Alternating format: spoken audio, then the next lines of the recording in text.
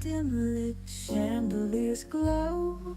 We'll sip our worries away, nice and slow. Your laughter ripples like sweet warm wine. In this jazzy sultry space, you're mine. The saxophone croons a velvet tune, while melodies dance beneath the moon. We'll toast to moments both grand and small, in this hazy, lazy, jazz-touched hall. Let's sit together in the mellow night. We'll drink to love till the morning light. Every glass we raise a promise true. Here's to the magic in a drink with you.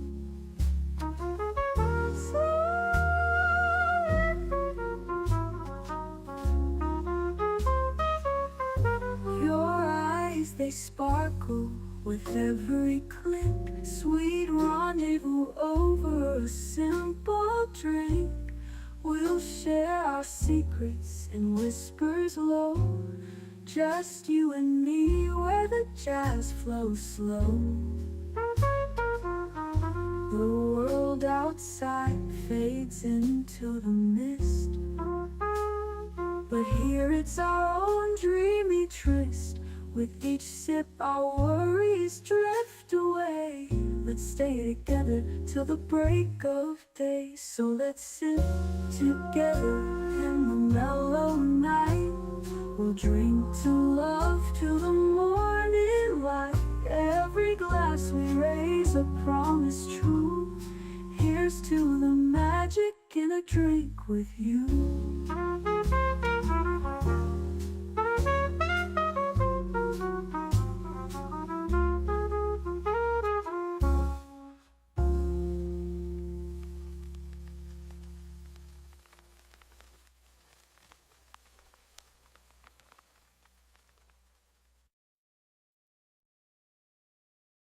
The following live stream has been approved for appropriate audiences.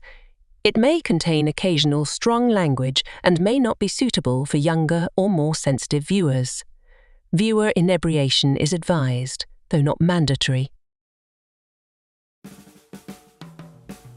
Ladies and gentlemen, welcome to the Last Call Boxing Day stream. Now, I've heard that this holiday is all about throwing punches. Tradition says we commemorate Queen Victoria's first fight, where she became royal weight champion of the world. Troy, wait. Hold your gloves.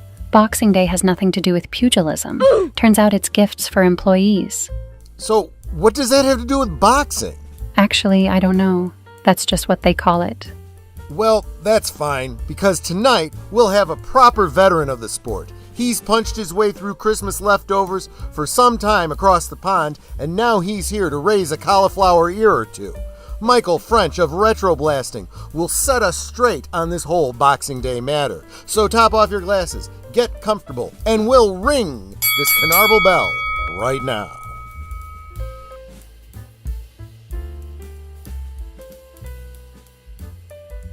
Last Call is streamed before a live audience.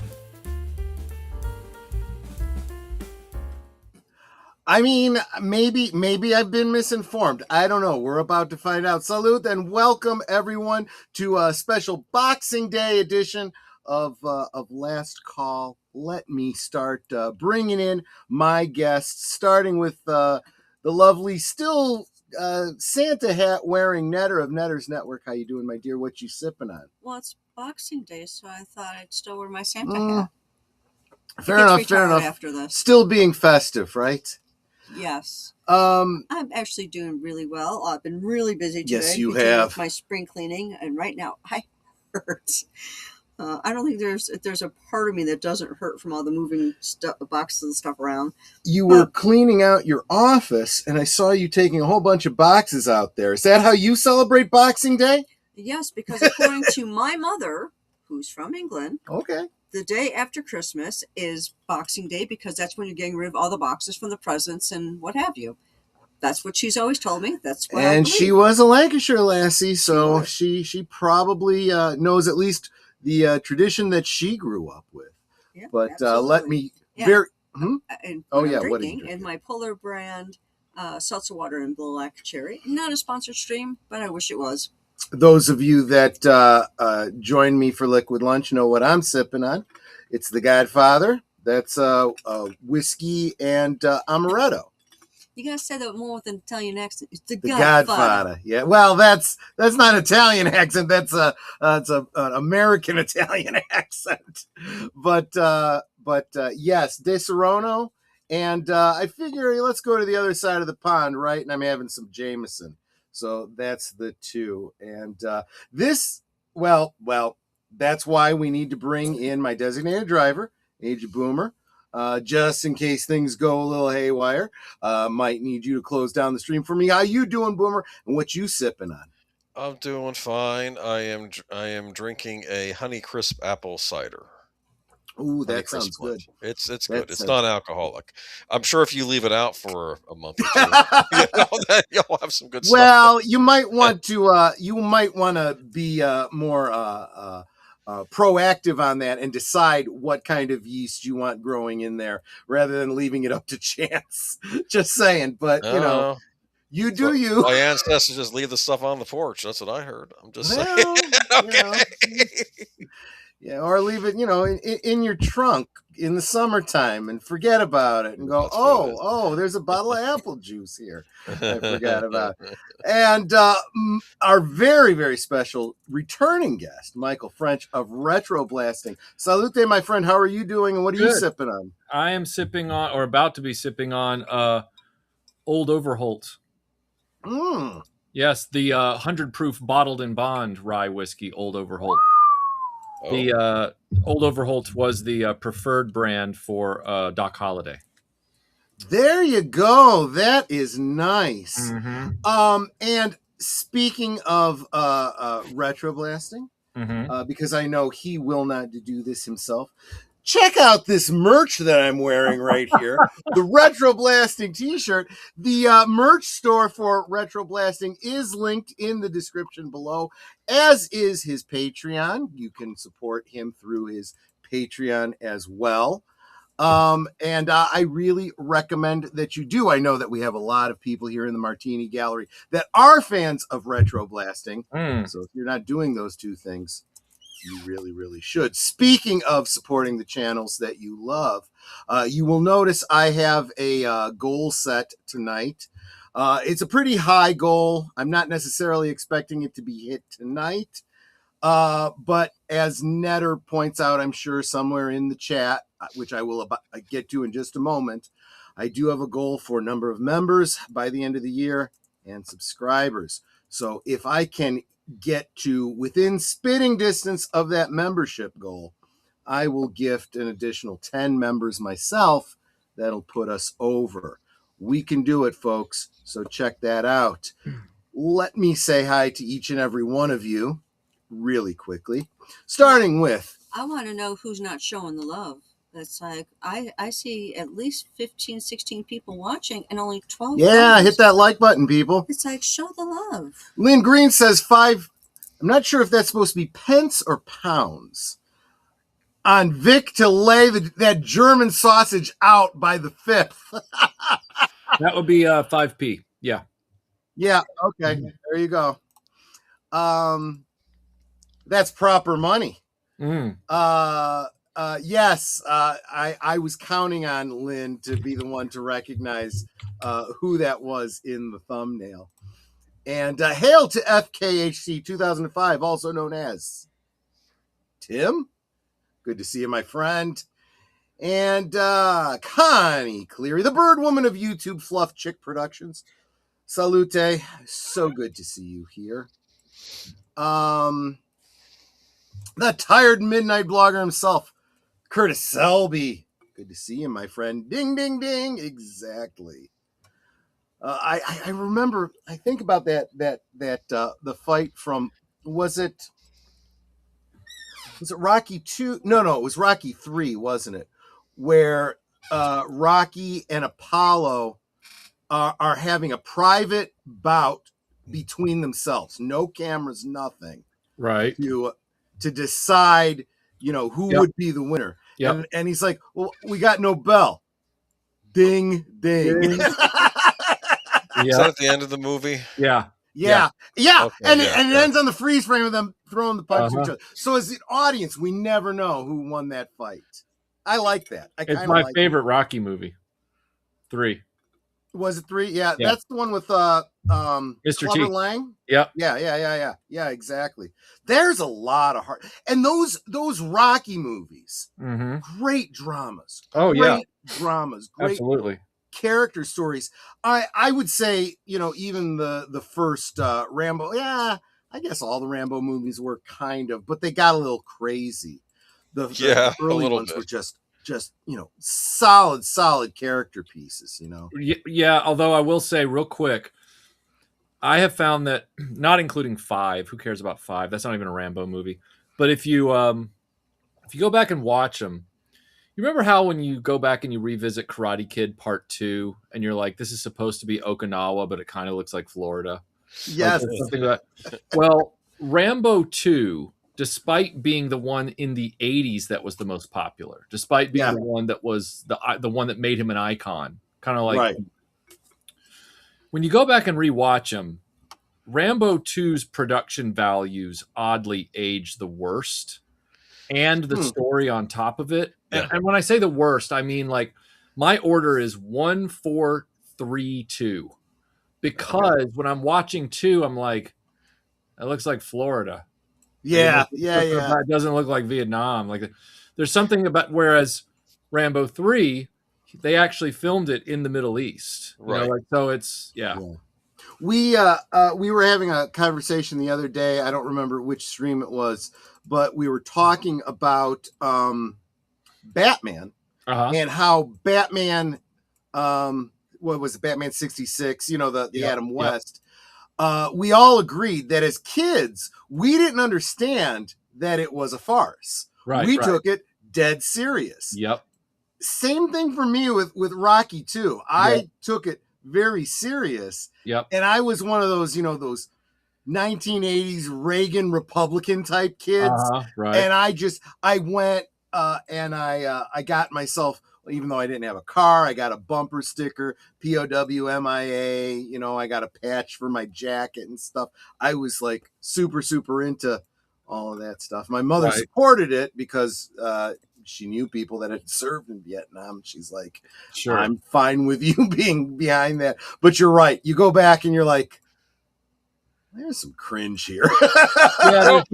It's something about how, like, at the time, the way, and I really do compare the production value side of Rambo First Blood Part 2 and Karate Kid Part 2. They leaned on a kind of standard in the day for that kind of movie that needed to be made. And at the time, all of us in the theaters were like, yeah. And now you look at it and you go, oh. And the movie itself is a little... Rambo 2 is more of a wish fulfillment for America than dealing with real issues, I heard, I don't know if it was Joe Dante who did the thing on Trailers from Hell for Rambo 2, where he actually considered that movie kind of a comedy, a farce. Like, you're actually not supposed to take it that seriously, even though people did. He thinks that Stallone was actually winking at the audience there, and I don't know if that's true or not, but that may be. That would actually make a lot more sense. I remember talking with a friend of my mom's who had served in Vietnam. And he says, I really don't know. He says, because I know there were guys that I served with that went missing. Yeah. And we always thought that maybe he's like, but there comes a point where they're either released or dead. I mean, they're not keeping people, 20 years later. It's just kind of crazy. Let me get back to saying hi to everybody. Connie Cleary, the bird woman of YouTube. Welcome. Fluff Chick Productions. And there's the love of my life, dropping the heart emojis for me, telling everyone to like, share, subscribe, become a member, leave a comment, gift a membership if you are feeling super generous. She talks about the benefits of membership and trying to reach 100 members by the end of the year and 2,000 subscribers. So anything you could do to get me there, I would super appreciate any help you can do. And you would think that the subscribers would be the easy part, because subscribers are just the hardest. I'll get memberships just fine. The subscribers are not moving. I don't know what to do. I really do. Don't feel bad. It's not moving for No. anybody right now. YouTube's just killing us. There's no doubt about it. Salute to Deleted Scenes. And he's also saying like, share, subscribe, comment, become a member, gift a membership. He drops the fedora, the mumbler, the channel logo, and the Canarble Wagon. Thank you, my friend. David Pensack says, good evening to you. Good evening to you as well, my friend. Age Boomer. Oh, that's because I had put down the chat. Exactly. And Big Al Presents. Good to see you, my friend. Hello, my friends. Happy Boxing Day. Looking forward to next Friday. Age Boomer. Yes. More Robin of Sherwood. Yes, that before good. Last call, I will be on with him for 2 more episodes of Robin of Sherwood, back when Jason Connery had taken over as Robin Hood on that series. Michael French might have seen an episode or 2 of that show. I've been trying to figure out what streaming service I have to get to start watching that show, because I definitely want to see it. Figure out how you can get it on physical media is how you do it. Well, it's not available. That's the problem now. It's an Amazon MGM thing. But it is on Amazon MGM. If you have Amazon Prime, you can watch it for free. Okay. And it's also on Tubi if you don't mind ads. Right. That's what I'll have to do probably. Well, if I need to help you create your own physical media, you let me know, Michael. I will. I will do that. Thank you. Thank you. Because it needs to happen. I encourage everybody. There's such a thing as fair use. If you're able to watch it, you should be able to record it for your own purposes. I'm not suggesting anyone. I'm not suggesting anyone become a pirate or sell it, but you definitely deserve to own your own physical media. And let's see, who am I missing here? I'm not even halfway through here. Tim Hayes. Hail to you, my friend. Good to see you. And he says, hail, Michael French. Good mutual friend of ours. And of course we have Penny. It's good kind of chatting with you a little bit in the comment section of the previous video. It's nice to see you around. And Brandon, the anime guy. Yo, long time no see. It's been a minute. Good to see you, my friend. Okay, I'm going to go out of order for this guy because he's, it's like, what, early morning there for him. Where is he? Analog Toys, welcome. He, oh my gosh! Oh my gosh! Merry Christmas. I guess so. Tony from Analog Toys gifted 10 last call memberships. Thank you so much, my friend. Oh my gosh, you didn't have to do that. However, get to your post office box. You have a package wait. Well, is it waiting for him or is it on its way to his box? It keeps saying that they're trying to deliver, which I think is weird because it's going to a post office box. What's so hard about delivering to a post office box? Yeah. It could be the holidays. Maybe it's delaying it. But it's been saying that since the 22nd. Oh. Again, it still could be the holidays. Ask the folks at your post office about that because I'm concerned about that package. We did ensure that, right? Yeah. It says addressing not available, scheduled for another delivery attempt today. Are they shocked to find out that somebody wasn't at the post office waiting for their package? I mean, is that what they're talking about? I mean, like I said, that was the 22nd was the first time I saw that. The 23rd, it hasn't been updated. So maybe because of the holidays, they haven't updated, but it might be there I now. hope so. But I know that you are going to love this gift, Tony. In fact, Michael, I expect him to have the same reaction that you had to your gift last year. Oh, okay. Well, then that's so you know what kind of a gift it's going to be. Yeah. And also, it's everybody. It's almost lunchtime. Right. Everybody in the chat, by the way, just so you're aware, it doesn't matter what this man right here and his lovely wife give you when you try to give it back, you know, like a gift or whatever. They somehow manage to be both gracious and at the same time gently negate the ability to give it back. Oh my gosh! What have I done? What have I done? No. I want to be clear. You have not made any faux pas whatsoever. You are like a ninja when it comes to being like, no, this was a gift for you. You don't have to pay that back to me. And I'm like, but and then suddenly you're standing there like that meme of John Travolta, like, what just happened? How did you do that?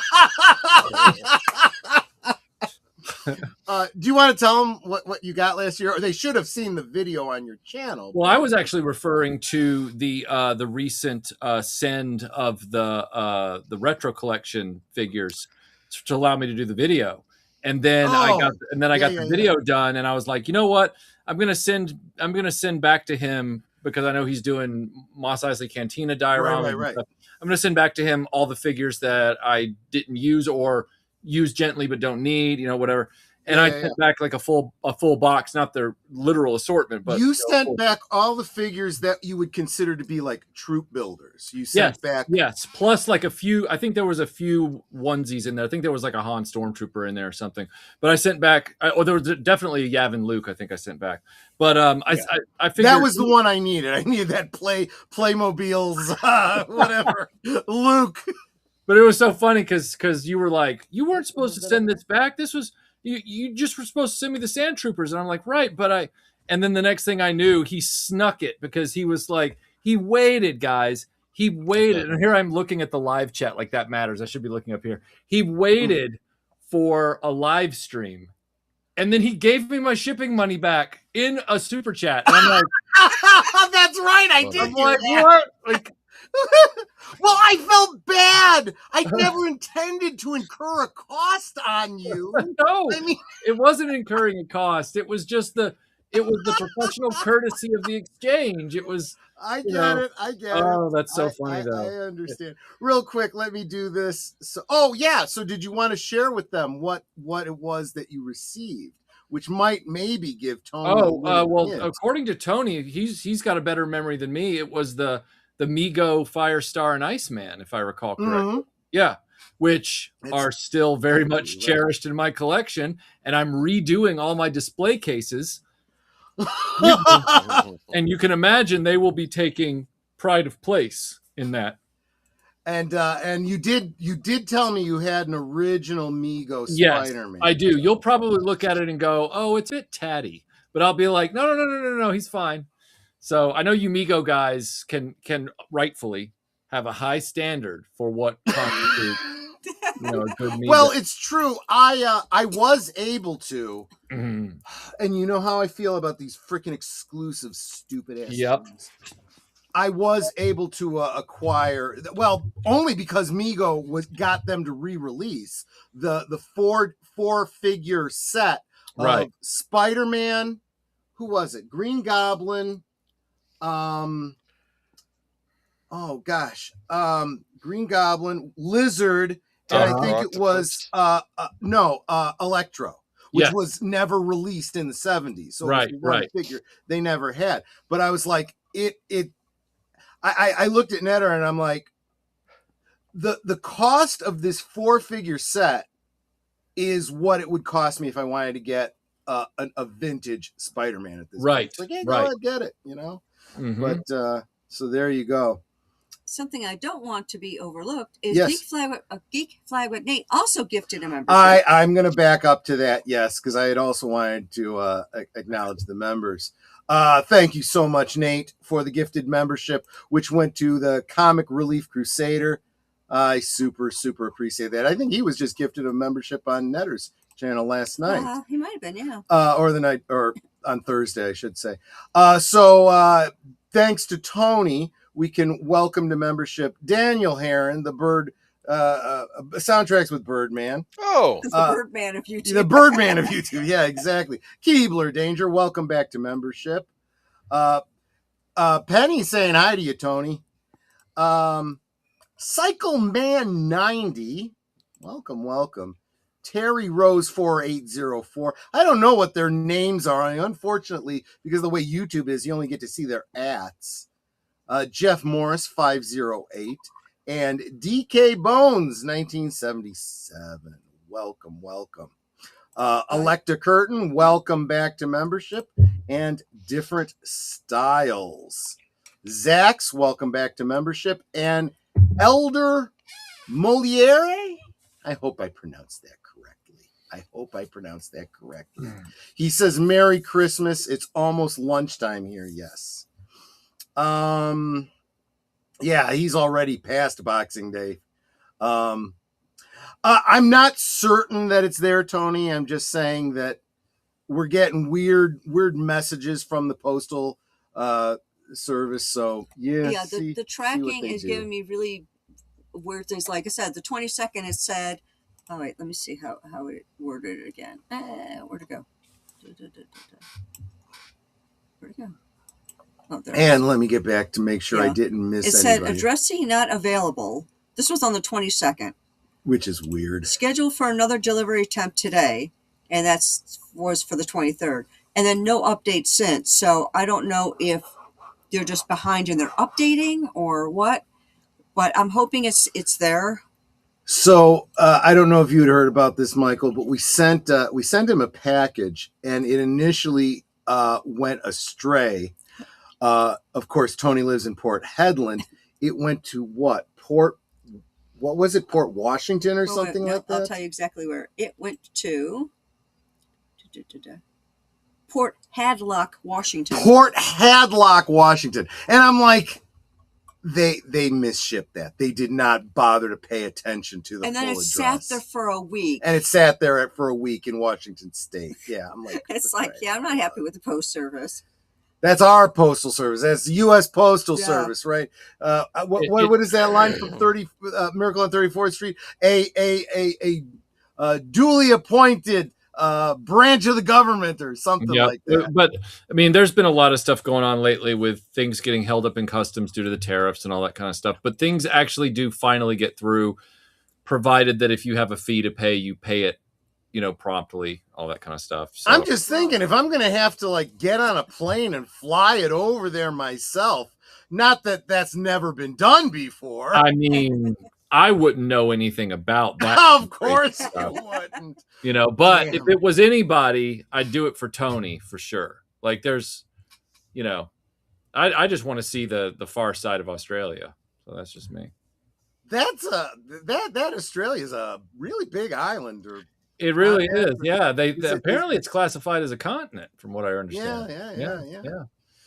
Especially, I mean, it's impressive that a fake made up nation is also classified as a continent. I mean, that's impressive. That's right. We went through all of that in your in your chat on Patreon. What you had a thumbnail up of, who was it? Was it Santa Claus, Indiana Jones, and Kylie Minogue?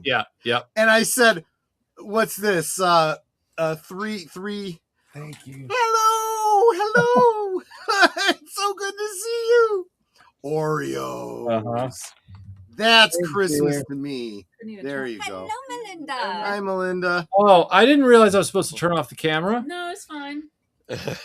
I'll turn it off. I'm covered up. I don't even know how to turn the camera off on this thing. Not a problem. Oh, there it is. There you go. Well, hi, Melinda. It's always an honor to get a chance to talk to you. I just washed my face, so. You're far enough away. Tony's in the chat. Oh gosh! I was trying to make you feel better. The light's not on you; it's on me. Good God, you're great, Michael. Look there. Oh, for crying out loud! You're making it worse. Keep digging. Tony wanted to know: was it the custom egos of Spider-Man and his amazing friends? That was what? Yeah, no. Yeah, they were talking. He was reminding Michael what the gift was that I had said. Yeah. I'm behind in my chat then. No. That's Tony's way of saying I watch Michael's videos. Maybe you guys don't. Tony says, it's all good. The lovely ladies at the post office know me well. They always make sure I get my parcels. Good. Fair enough. Am I sleeping on the couch tonight? Am I sleeping on the couch? I didn't mean to cause any problems. I'll just turn the camera off. Why? Because you told me, you were like, why did you turn the camera off? I was just giving you a hard time. Oh, okay. All right. Fair enough. Everybody's going to give you a hard time, Michael. You got to understand. I've been given a hard time for 13 years on YouTube. It's nothing new. No, that's fair. That's fine. Melinda, as long as you're here, I want to have the opportunity to tell you we always would love to have you as a guest. So I'll accept this as you being a guest tonight. You have 2 minutes. Ask me anything. No. I don't need to ask you anything. I just want to thank you so much for loaning out your husband to us for another night. He's down here talking to people, whether he's talking to you. I mean, he's doing. Well, that's true.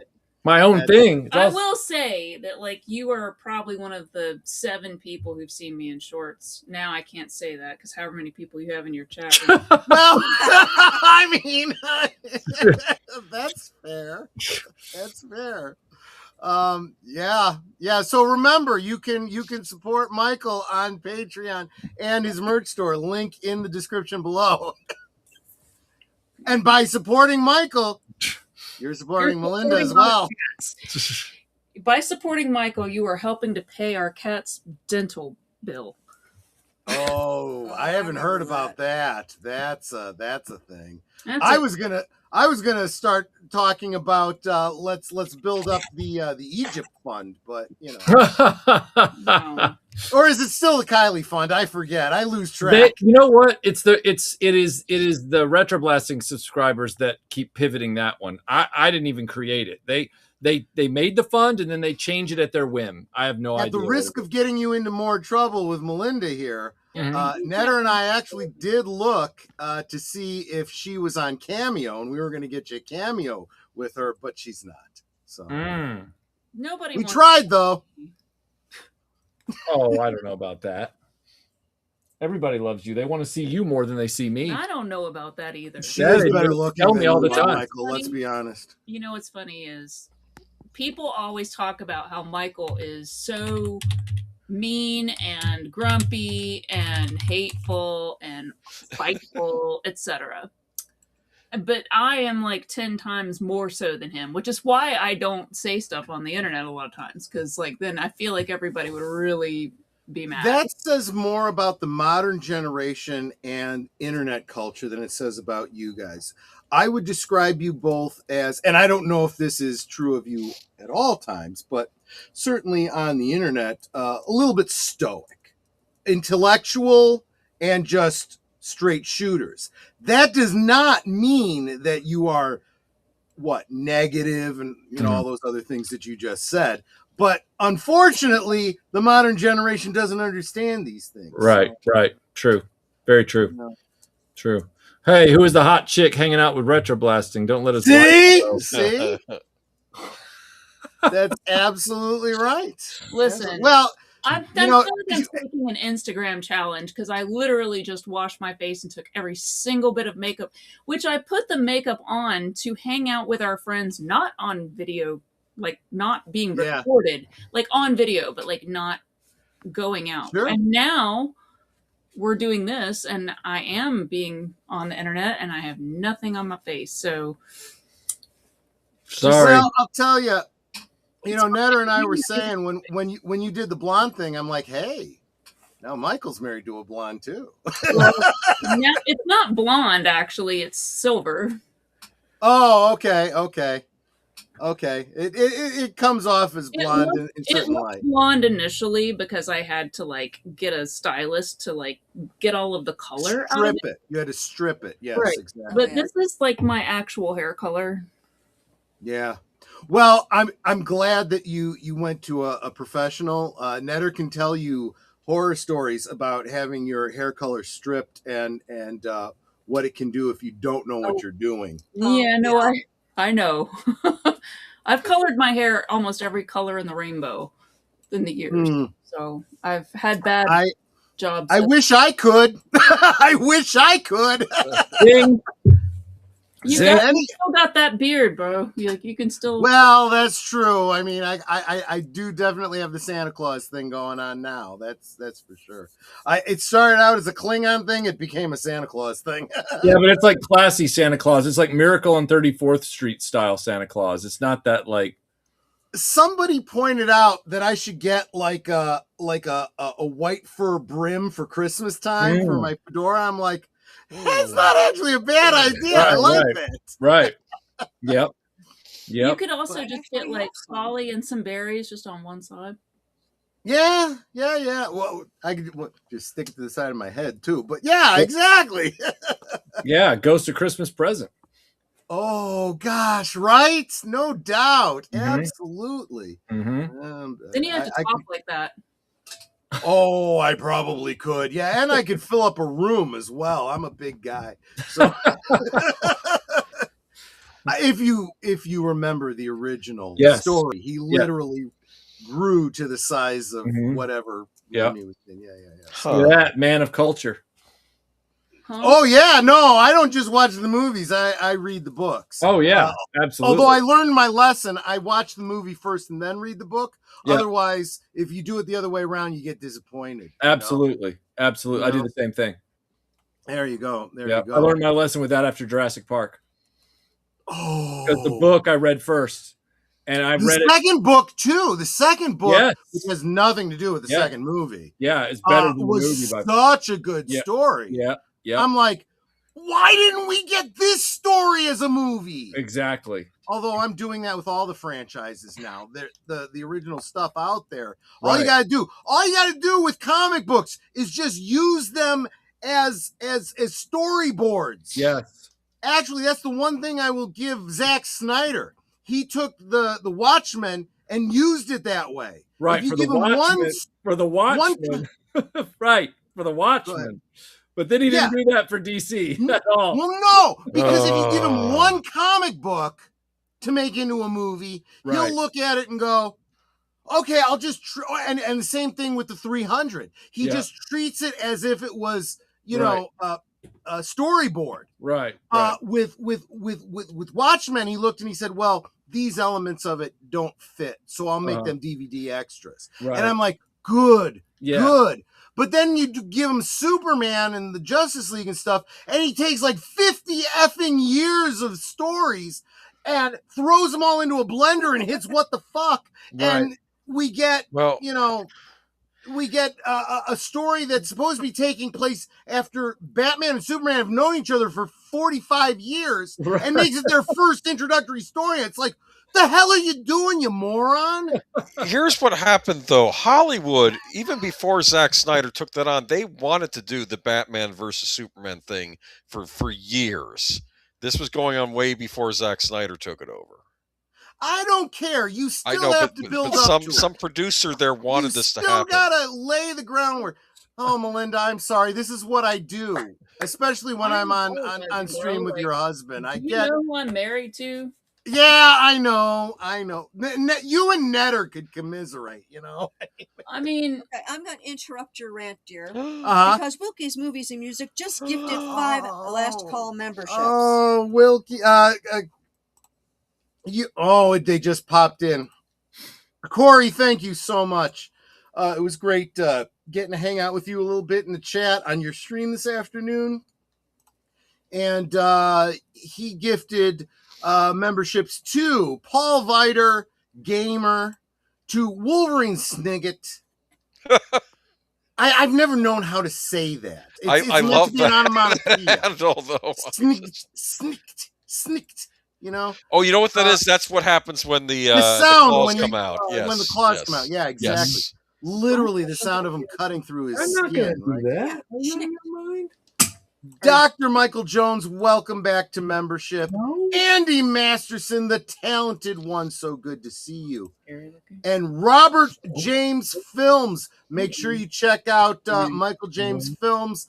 What was it? 15 days? When you want to scare me, you scare me. On Tubi, Robert James Films, 15 days. Check that out. Definitely want to see that.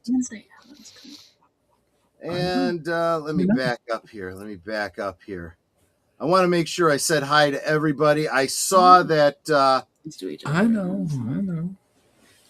Lester Skeptic Tank Obsessions came in to celebrate 17 months of membership. You are such a great supporter of the channel, my friend. Hope the panel and all had a wonderful Christmas day, and we'll have a wonderful remaining days until the next cycle.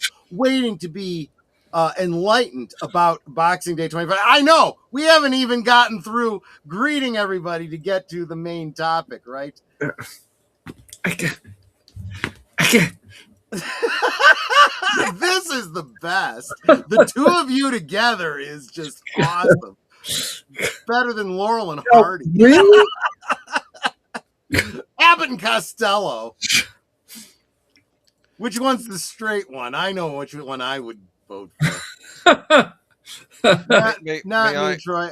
Huh? Yeah, go ahead. May I ask our host a question? Please do, yeah. I mean, our guest a question, not our host. Okay. Yes.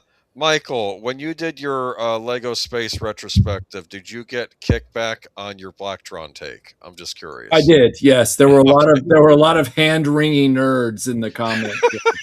They were not happy about that. Yeah.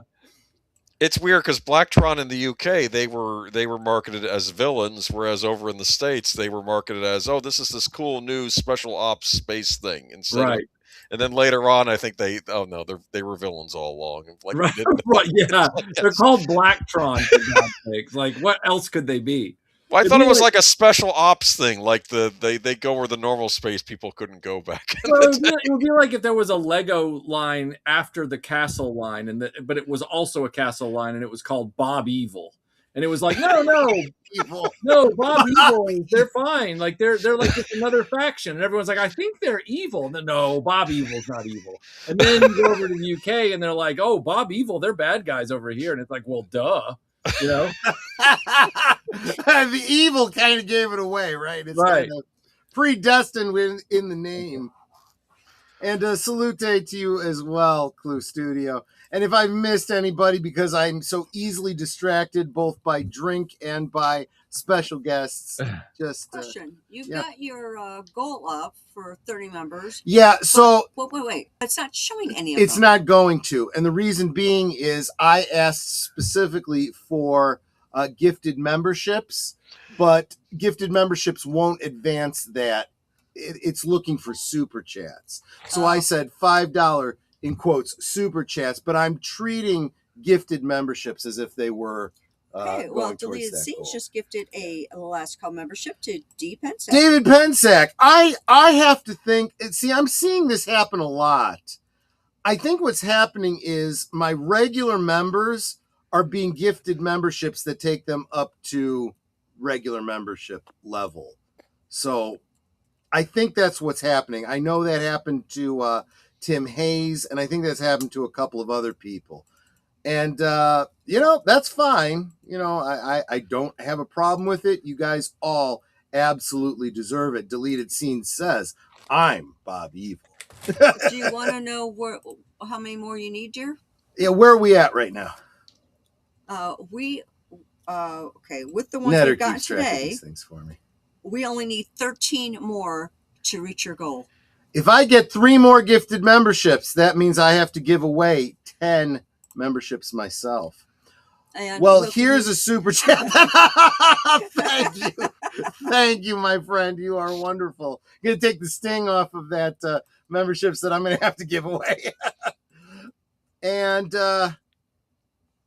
Jeff Morris 508, welcome. I'm Bob Evil, and so is my wife.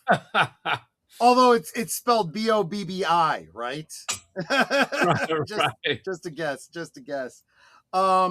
Real quick, as we slowly make the pivot to the main topic at hand.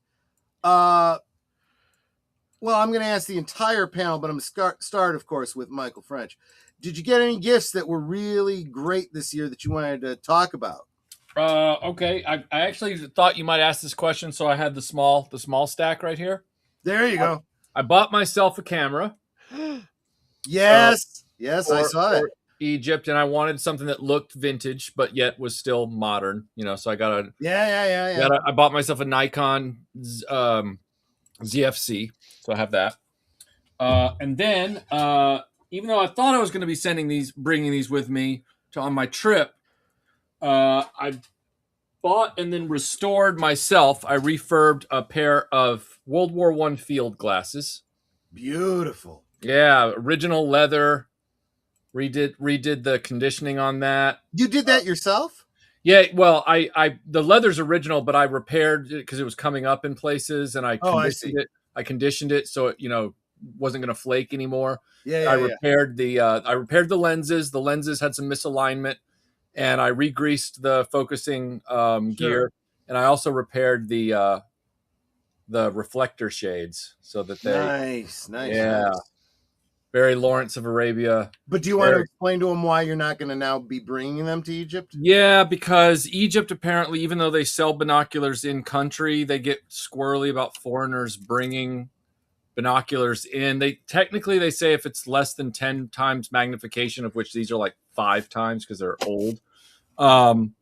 They say that technically that's fine, but sometimes you get a customs agent at the airport and they can be real paranoid. And so they'll just take them from you anyway and say you can get them back when you come back to the airport after your trip. You know why that is, right? What's that? You know why that is, right? They're trying to prevent intelligence gathering for future terrorist operations or something. Right. Sure, that's what they say. What they really mean is they don't want you to find out about the archaeological digs they got going on that they don't want anyone outside of Egypt to know about. Oh, so like they don't want me to know that there's a dig going on in the deserts outside of Cairo, and we can't make anything out of it, but maybe you can. Tennis development proceeding. Yeah. Okay. Same reason they won't let you dig underneath the Sphinx. Oh, well, yeah. I saw the Piers Morgan interview with Graham Hancock after the one with Zahi Hawass, where they were grilling Zahi on why he wouldn't drill under the down to discover the cavities that have been detected, the anomalies underneath the pyramid. So yeah, no, he's getting a lot of heat right now for that. So he should be. I'm glad of it. Now, but when you say Piers Morgan, it's like flip a coin. Is it a good interview or is he being a dumbass? Piers Morgan's an idiot. Like watching a Piers Morgan interview is like watching a Russell Brand interview. There's no point. It's just like, all right, Brand half the time isn't being serious. I mean, Piers Morgan says he's being serious. Oh, but that's the thing. But he can't. He loves the sound of his own voice. People are like, it's his show. It's like it's his show, and if it's his show and he can't shut up, he shouldn't have people on to interview. He should just talk at you. And if you like, yes, I know, Netter. What's that? What's going on? I gotta look.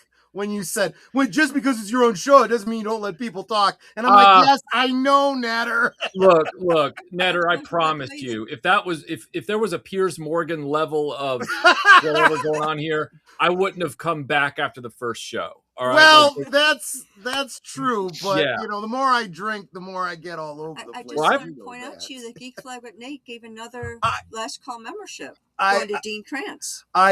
Yes, I was getting to that. Thank you so much again, Nate. That one did go to Dean Krantz. She's absolutely right. I also wanted to say hi to Mark Melnikoff, who just got off from the dilithium mines of Aurora Pente. I'm smiling because someone did a stupid thing, and I have the cards. Have a great stream. Like, share, subscribe, become a member. We need 13 more. 12. It's now 12. There we go. So I got from Melinda, I got a 1935 replica Zippo. The 1935 replica, which is what I prefer. And then I also got from my brother, I got the collected works of Robert E. Howard for his lesser known character El Borak, the desert adventurer. And then I got, finally, after listening to it on audiobook like 5 times but wanting the hard copy, I got Graham Hancock's Underworld, which is there you go. Yeah, so those were my favorite gifts from Christmas this year. I'm not going to say I'm envious of you, but I do appreciate the value of what you're working towards, getting to go out there with Graham Hancock and see Egypt and so forth. I am getting sick and tired of seeing people treating him like his books are on the level of like Chariots of the Gods and stuff like that. And it's like anyone saying that really hasn't read what he's written or even just friggin' listen to what the man has said. Oh yeah. He's so grounded. He's not woo woo at all. Like he's so grounded. And also people who call him a con man, it's like, if he was a con man, he's the worst con man of all time. Yeah. Like, yeah, you're absolutely right. This is the most high effort, low return con I've ever seen. Like 40 years I've been reading his book since I was in college. Yeah. And I've been watching television specials of him before I knew who he was since the early 90s. Yeah. Like, give me a break. Like he really does believe this stuff, whether you agree with him or not. And I absolutely love the guy. It's also this idea of, I hate to use this word. I really hate to use this word, but there's really no better word that describes it. It's this gatekeeping of this institutionalized archaeology community. There's those of us that have studied logic, that have studied fallacies, you know, and we talk about things about deferring to authority and, you know, that whole concept. You have to understand that I don't care how educated you are, you can be wrong. And you are a human who is capable of the same kind of bias as every other human. Right. And there is this attitude in academia that we are the anointed ones. You know, and the laity has always had, let's face it. I mean, you go far enough back, there was no such thing as you know, the institutionalized educated. Everybody was expected to be educated. Everyone was expected to be thinking people. And the great philosophers of old, you know, didn't have any kind of doctorate that they could point to and say, I'm all special and everything. You know, that's why I'm so grateful that I'm having this opportunity to go to Egypt with Graham Hancock as the tour guide. Like, that's why I'm just thrilled. But you're right. Like the way that I don't know if you saw this, I'm sure you might have. Unlike Piers Morgan, and this is again, I have no actual opinion on Joe Rogan. Well, all I've ever said about him when people ask me about him is he's willing to talk to anyone, which I respect. But what I like about Joe Rogan is that he really does shut up and listen. Like Joe Rogan lets people answer the question. And he's had Graham Hancock on many times, but he also had on Zahi Hawass. And I don't think it was on the Joe Rogan interview, but there was a recent interview with Zahi Hawass where he said, and it was for anybody who's followed Graham Hancock for as long as you and I have. Right. Zahi's talking about the Great Pyramid, and, you know, I don't believe it's a tomb, but he does because he's an Egyptologist. And he says, out of nowhere, without clarifying it, suddenly he's changed his answer, where he's like, we believe that the tomb of Khufu is still somewhere in the Great Pyramid. He's like, and we will find it. He's like, and I went, wait a second. I'm like, hold. You used to say that that was the tomb and it was empty and that was that. And now suddenly it's almost like the evidence is mounted to a point where you can't deny anymore that it's not really feeling like a tomb. So instead of actually admitting that, you're going to pivot now and say, we think there is still a cavity in the Great Pyramid and we're going to find it one day. And I'm like, Zahi, like, you do realize that you've now capitulated to part of Graham's argument, right? Yeah. You're still mandating, or you're still adamant. You're tripling down that it's a tomb. Like, you're still saying it's got to be a tomb, but you're just saying, oh, but we just haven't found the room yet. But he wouldn't have said that 5 years ago. No, he would not have said that 5 years ago. Six says kind of what I was thinking. Joe Rogan is the king of tinfoil hat brigade. I would have been a little nicer about it. I think Joe Rogan is one of those types who like X-Files. I want to believe. He wants to believe, but he'll hold your feet to the fire and say, I need to see the evidence. Right. You know? But he definitely is a very, very open-minded kind of person. Aged Boomer, did you get any special gifts this year for Christmas that you're real excited about? You know, I got a couple of really cool, like, dressy type shirts, but they had all Batman the Animated Series characters on them. That's I don't see that as a bad thing. No, I thought it was cool. That's all. Did you get some adult underoos too? No, I also got I got a Snoopy karaoke microphone too, apparently. Oh, hey, good looking. We'll back to pick you up later. Anyway, people of a certain age know what I'm talking about. And how about you, Netter? Did you get any great gifts? That's kind of a loaded question because that means she's got to say the gifts that I gave her. Well, actually, I have this thing. I love books. And so for the last couple of years, whenever we go looking for ornaments, I look for ones that are books. And most of the ones I've been able to find are ones that actually open, and there's like stores, or I've got ones that are recipes, and there's actual recipes inside and all that.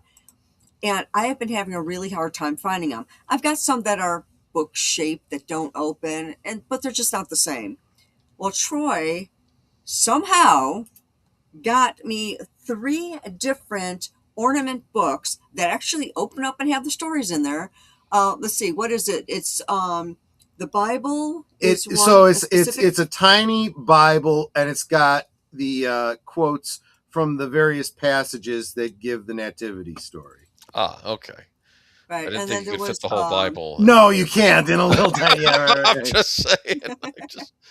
What were the other 2? It's microfiche, and you need a little right, like in Bridge of Spies with the exactly. Okay, And then the other 2, wasn't it? The other there was one was a cookbook, and the other was the Marley's Ghost. Right. The what's it called? Christmas Carol. Christmas Carol. Yeah. Yeah. Exactly. And the story is actually in there. It's truncated, but it's in there. Yep. It's like I said, she's kind of exhausted all the stores, so I actually had it custom made for her. Yeah, it's like I actually had gone through and found every Kirk Adler book that I haven't gotten all of them because some of them are impossible to find or they're like super expensive. But I had gone through and gotten a lot of Kirk Adler books because all of his ornaments like that of books were ones you open up, there's a story inside, or it's a cookbook or something like that. I have a mini Alice in Wonderland that I have sitting on my bookshelf next to my big Alice in Wonderland. 6 says, I love books. Didn't you guys do a book stream a year ago or so? I think you're right, and I think we're about due to do a couple more. David Pensack got an amazing Tom and Jerry, The Golden Years, 1940 and 1958. Oh, that's a good 6-disc collection. Yeah, exactly. And Lester is asking, Michael, intrigued by your Nikon, is it a P&S or a TSLR? I hope I said that right because I have no idea what those things mean. You're muted. Michael, you're muted. Yeah. Sorry. Thank you for letting me know. Because you could have just been like, "Hey, let's watch this." It would have been fun to just let you go, and this is officially a not a point and shoot. It's an APS-C mirrorless. There you go. Okay. Yep. And just to round out the conversation, I want to share a couple things that I got.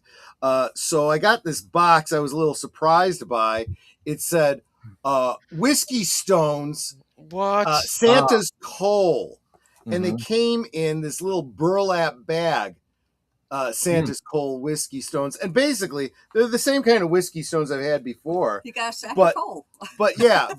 And they do. They look like coal. And I'm like, this is brilliant. You guys are going to laugh about this. So I have a tendency to keep my whiskey stones in a whiskey glass and put that into the freezer. But I can't tell you how many times I've spilled it, and then I'm reaching for the whiskey stones in the freezer as they've gone all over the place. And I'm like, this is stupid. And then I realized when I got this, I'm like, damn, I could just put them into that bag. That whole bag can go in, and there's no chance of spilling them or anything like that. The other thing that I got that I was really excited about, this actually came today. So it showed up late. She ordered for me from the Tinderbox. Sherlock's Choice, 4 ounces. The Tinderbox is a tobacconist that used to be here in the Chicago area. I got my first pipe tobacco in North Riverside at the North Riverside Park Mall, which is no longer there anymore. All the malls have closed up. There was a Tinderbox that we went out, I don't know, out by DeKalb, about a 45-minute drive to get there. They're no longer a Tinderbox. They're now a dispensary. Yeah, they're now a dispensary. And I'm like, well, this was a wasted drive. Mm-hmm. So we found them online, and Netter was able to order it for me. And she gets it, and she smells it. She goes, "This smells terrible. This smells like an old ashtray." Yeah. And to be fair, she's not wrong, because it's a very harsh Turkish blend. Oh. And so it does have a very strong flavor, very strong smell. It's not the aromatics that I usually smoke, but I figured as long as we're doing the Tuesday night rewatches of the Granada Adventures of Sherlock Holmes, I thought I'd switch to Sherlock's Choice. But for Netter's benefit, after I've finished this 4 ounces, I'll switch back to either Sunset or Cavendish, which she'll also have to order for me from the Tinderbox, because no Tinderbox around here. That's fine. I like those ones. So found it May 3rd, 2024. You did a stream. What are you reading? Yes, to go with the whole what you sipping on concept. That's right. I'm going to have to do another one of those in the near future, probably early in 2026. But you know what we need to do right now is we need to get back to Boxing Day. The topic at hand. So I want to start with Netter, because Netter, your mom, a Lancashire lassie. Yeah. What did she say about Boxing Day? She had told me, because I'd asked her when I was a little kid, I was like, what's Boxing Day? And she said, well, that's when, it's the day after Christmas. That's when you're taking all the packages, the wrappings and all that, and you're breaking it down for the garbage men, to pick up. So that is what she's always told me. That is what I always believed it to be, is that you're basically getting rid of all the boxes from all the presents and things and all the wrappings, and basically clearing up all the wrappings and stuff from Christmas. And Sophia's already got her say. She already talked me down off the idea that it was about punching each other in a ring. So I guess that's not the case. Give me a second to bring everybody into the here we go. Oh. We've got a little presentation that Bloomer put together. I don't know anything about Boxing Day, so I just grabbed some random images. So let's see if these trigger anything for Michael here, okay? Because he's the expert, right? Okay, so well, the goal is not to trigger Michael, but let's see what he has. Trigger his memory. I meant that's what I meant. Anyway, yeah. So here we go. Let me go to the first picture. So this is where clearly I was wrong. Although I would imagine that when Santa Claus visits Australia, he's going to get into a fight or two. I figure that's got to be the case. But it wouldn't be the day after Christmas. It would, it would be the day before. No, wait a minute. The dateline. I don't know. I'm getting all confused with all of that stuff. So this is the only AI picture I have in here, okay? But this is, I said, Santa Claus boxing a kangaroo, and I didn't add in the penguins. That was the AI decided to do it all on its own. What do you think of that? I think that's hysterical, which makes perfect sense, because what is other than the tip of South America, Australia is one of the closest land masses to Antarctica, which is where you would find the penguins. So I also thought too, the kangaroo. You always had the kangaroos boxing, right? That's a thing, right? I figure that if penguins were the type that would go, north, for them it would be north for the winter. They'd go to Australia to get some shrimp, I would imagine. in the video game Streets of Rage 3, you can unlock a character, and it's a kangaroo, and you could play the rest of the game as the kangaroo, beating up the gang. Oh, that sounds like fun. Okay, anyway. Can you do that thing where you jump up and you kick? I think so, but I'm not. That's awesome. I know I bring this up every time I'm here, but Yes. we're just going to bring it up again. All right. Okay, there we go. Boomer. Yes. You have now, most recently, claimed that you are actually closer in age, or possibly older than me and Troy. Like,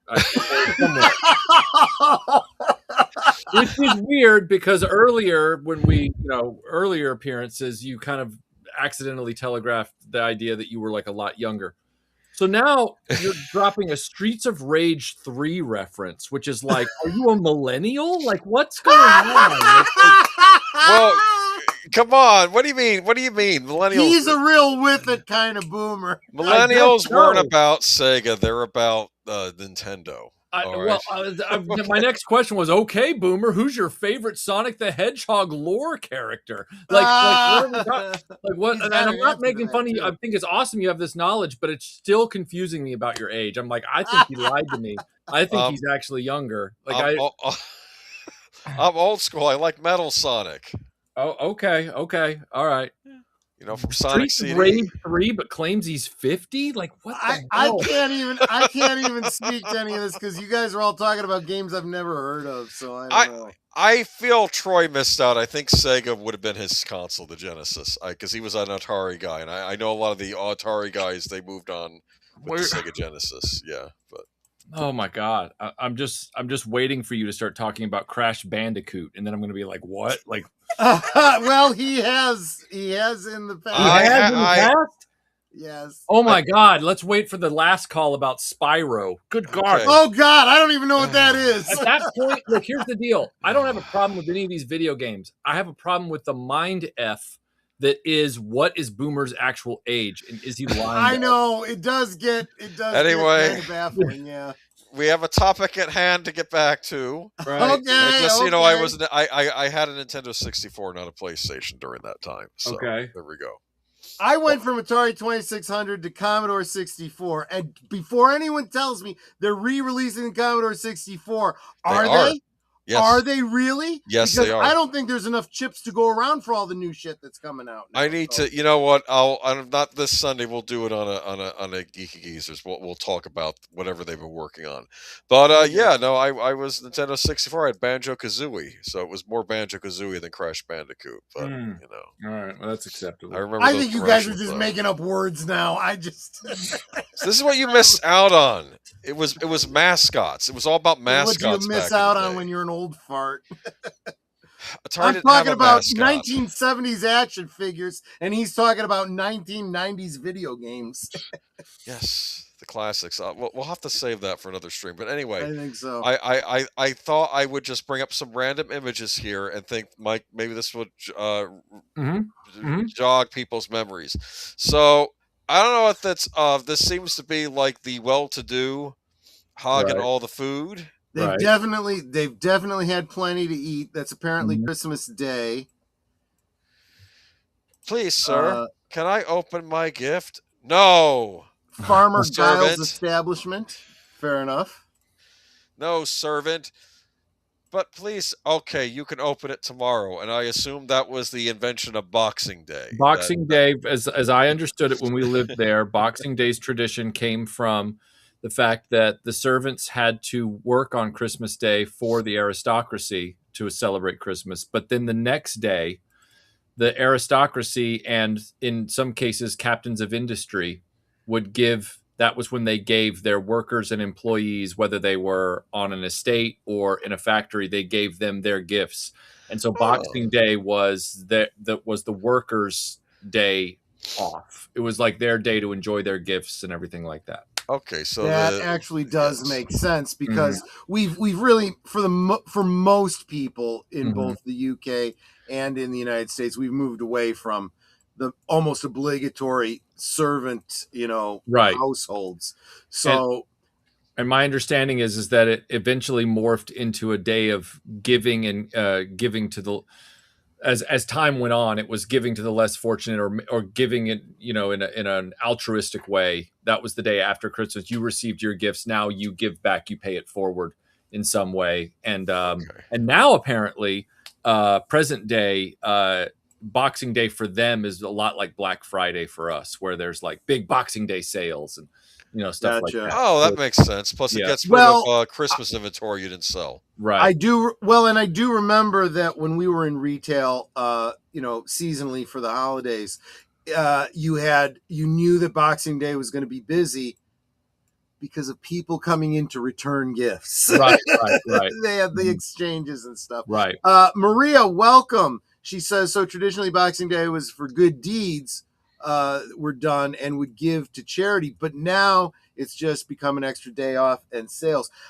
It may be sales. I don't think anyone's getting any extra days off for Boxing Day anymore. I don't really think that's a thing. Oh, really? I do remember when we lived there, Boxing Day was sort of another day off for most people. But you're right. From what I've learned over the last few years, there aren't a lot of like store closures and stuff on Boxing Day. That's when stores want to be open. So, and I guess I hadn't really thought about it too much before, but I knew it had something to do with giving gifts to service people. And it made perfect sense because, like, for us, we would always give gift cards to the postman and the guy that picks up the garbage, and all these kind of things. And when are you going to do that? You're going to do that the first business day after Christmas because they've been off otherwise, Right. So, Actually, I give it to them about a week before Christmas so I can actually hand it to them. Well, there's that too. Yeah, exactly. Make sure you're giving it to the person and not their stand-in who you've never seen before, right? Right. But I absolutely get that. I do also know that I plenty of times had wanted to take off Boxing Day when I was in corporate America, and it's like, no, what are you kidding? We already gave you off either Christmas Day or Christmas Eve. You can't now get, and I'm like, what the hell? Am I in a Dickens story or something? Or excuse for picking a man's pocket. Yeah, exactly. Well, and this is the other thing. I used to work in like law firms and insurance companies where no business is being transacted anyway. Right. It was a waste of time. It's like, fine, I'll show up and earn my paycheck by doing nothing all day. Yep. Yep. Every time. It's the most ridiculous thing I've ever seen. It's the most ridiculous thing. So I'll read this to you. Okay. Boxing Day, Christmas Day happening this year to fall on a Sunday. The following day will be generally observed as a holiday, and we find that there will be no lack of amusement. The return cricket match between Wakefield Club and the Nelson Mechanics Club will take place on that day in the cricket ground near Victory Square, and in the evening there will be a cricketers' dinner at the Wakatu Hotel.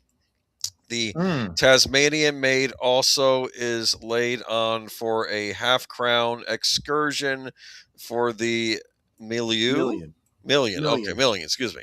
And many citizens will no doubt take advantage of the opportunity to travel to Waimea by steam. Isn't that interesting? I don't know what that was from. Is that Australia again? Or New Zealand? I don't know. I have no context here. I don't have any context either. It was in the Google image search. That's kind of neat, though. Okay. That's kind of neat, though. Yeah. Cricket was a big thing after Boxing Day, though. I think on Boxing Day, that was a big thing, right? Cricket matches. It makes sense. In some parts of the world. I wouldn't know about that, but I would imagine that's the case. I mean, if you look at, American Thanksgiving, there's always a football game on. True. Yeah. So there you go. Let's see here. Unless you go to Troy's family, then it's The Godfather. Then I think I told that story last year. The first time we were getting together with anyone from my family at the holidays, I took Netta over to my cousin Diane's house, and she's nervous. She's like, this is the first time. I'm like, they're all totally relaxed. Don't worry about it. Ding dong, ring the bell. The door opens, and all of a sudden, rat-a-tat, in heavy surround sound. the scene where Sonny's getting shot at the toll booth. Oh, right. Yeah. And I'm like, Merry Christmas! It's the Godfather. Mm-hmm. Every year. Is that a you know. Christmas movie? There is a Christmas scene in it, yeah. Okay. But yeah, my family used to watch it every year at Christmas for whatever reason. It's all right. That was just their thing. So here's a picture of Boxing Day. Yes. I do see a lot of boxes in the picture. I mean, so what would the servants get usually? Well, the boxing part came from the fact that they would often get a small gift box. Like that was sort of like, now as far as what was in the boxes, I'd have to look that up real quick, but that's where Boxing Day came from. So it would yeah, be... this, like I said, the idea of having house servants, unless you're aristocracy these days, it really isn't a thing anymore. Right. And also when it came to that whole like paying it forward, sometimes that had to do some parts of the history of Boxing Day say it also stems from not only are you giving your gifts to your workers and employees the day after Christmas, but a lot of people are encouraged to go and give alms at the church, which goes in a box. It's the church. Like alms for the poor. That's right. Sure. Yep. Which in theory you're giving out of the gifts that you've received anyway. So right. And a lot of times for the wealthy employers, the gifts included, food and money, like a bonus and stuff like that. So, okay. Yeah. I don't know how big the boxes were. I assume they were bigger than, say, a World War II gas mask box. So now, was it like color wrapping paper, or was it just more like plain paper that they were wrapped in them? I don't know if they were necessarily even wrapped. That's a good question. Okay. I don't know if they had wrapping paper going all the way back to, Georgian times or whatever it was. So I don't know. When I watched, was it The Lion in Winter, when the royals were giving out the presents, but they were wrapped in cloth. Right. I was just going to say that before they probably reused them year to year. Yeah. Well, because back then, Analog Toys is saying wrapped in newspaper. That makes sense. Okay. Now, obviously, during the Plantagenet era of Henry II, which would have been Lion in Winter, paper would have been a far more valuable commodity even than textiles. So if you can find a cheaper cloth to wrap the box in, that would be better.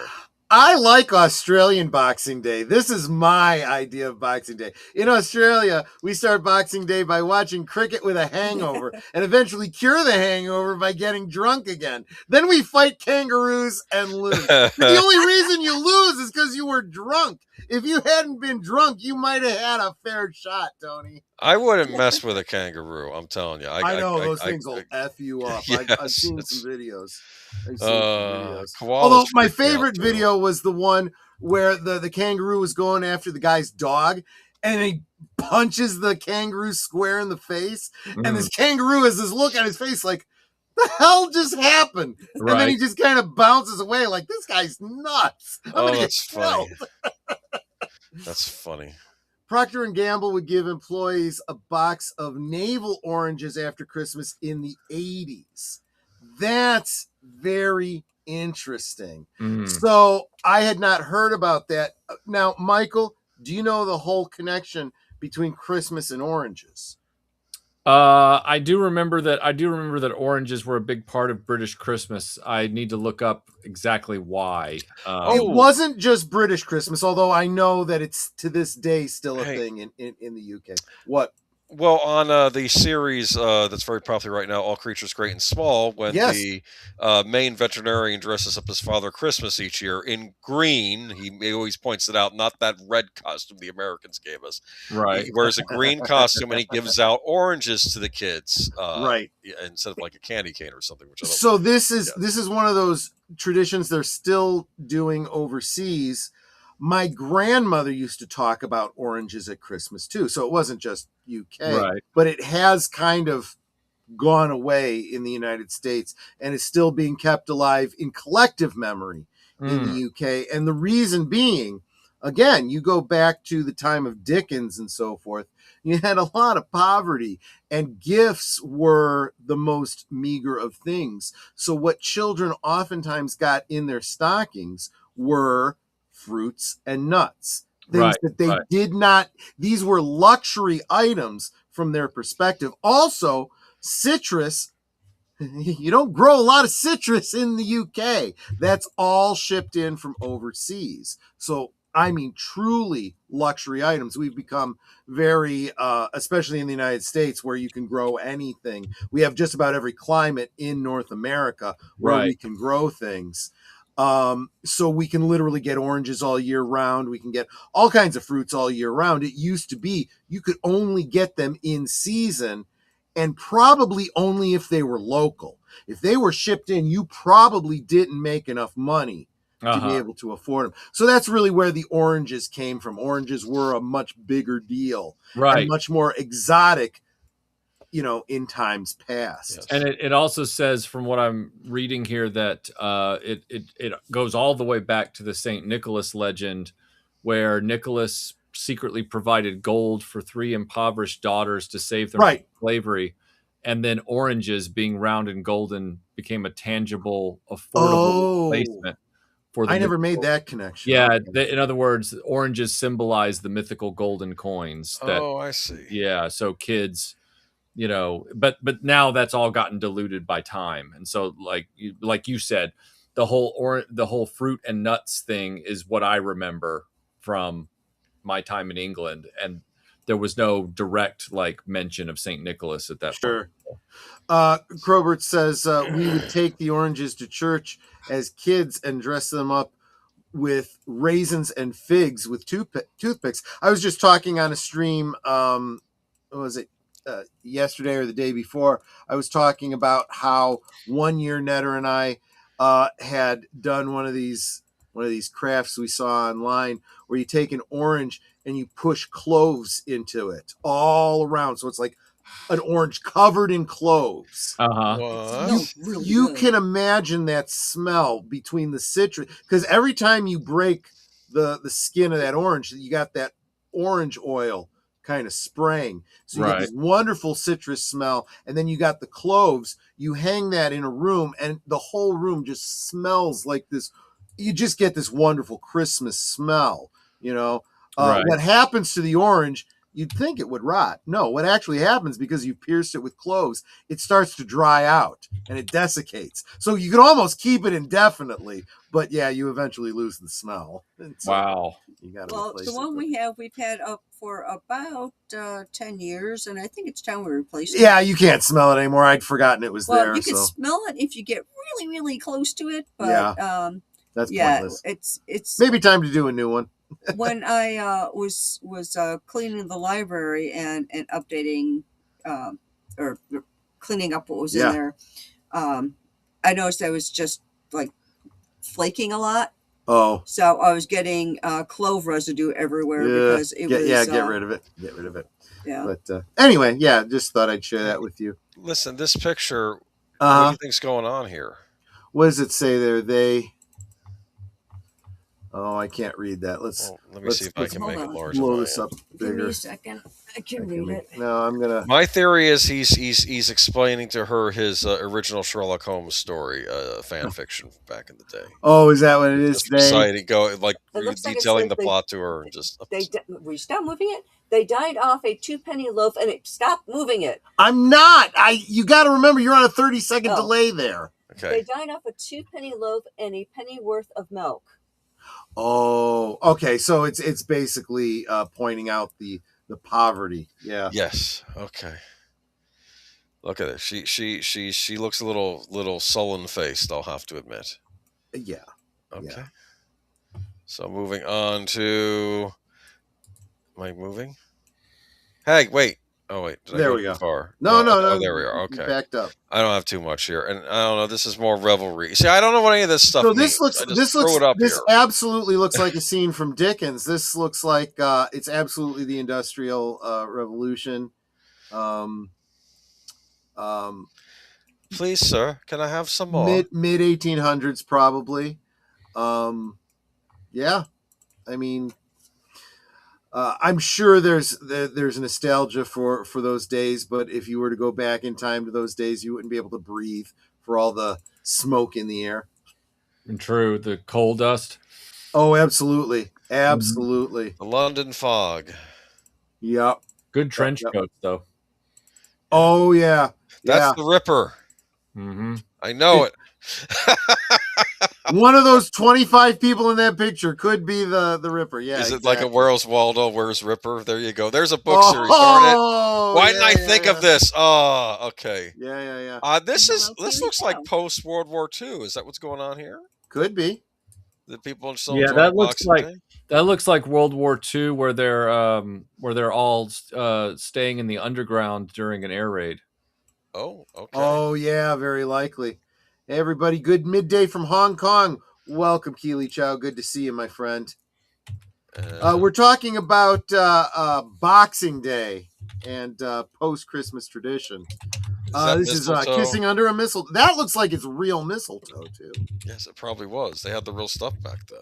Yep. And if anyone is joining us like midway and hadn't heard Troy talk about it before, he is looking for 100 members as his goal before the end of the year. We are a mere 12 members short.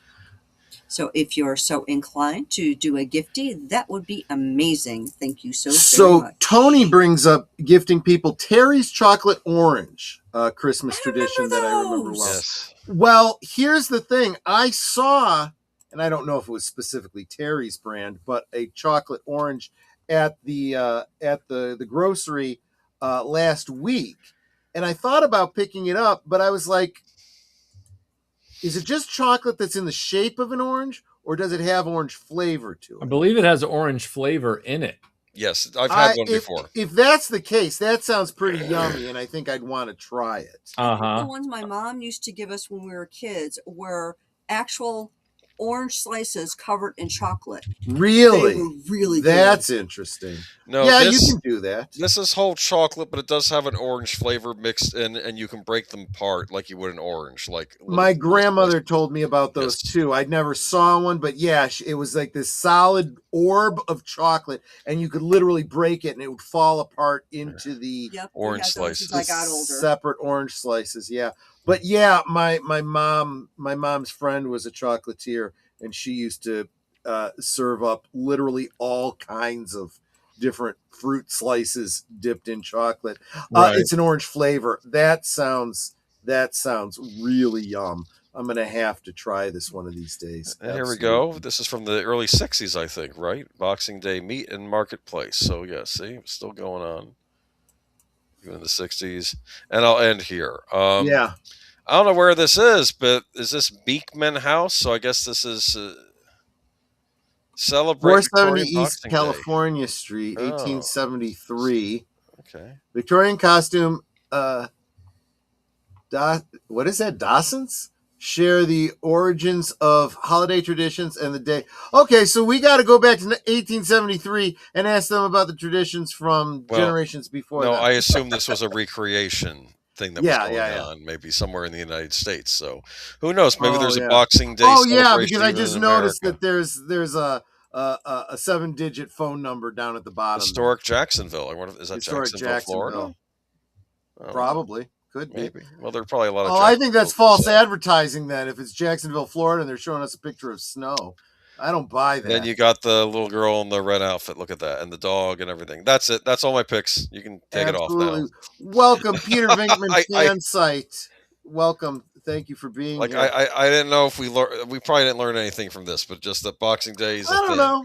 It's kind of nice sometimes to see the visual representations. Remember, there was a time before we had photography, and this was the only way we have a visual representation of the things that happened back in the day. So, just saying.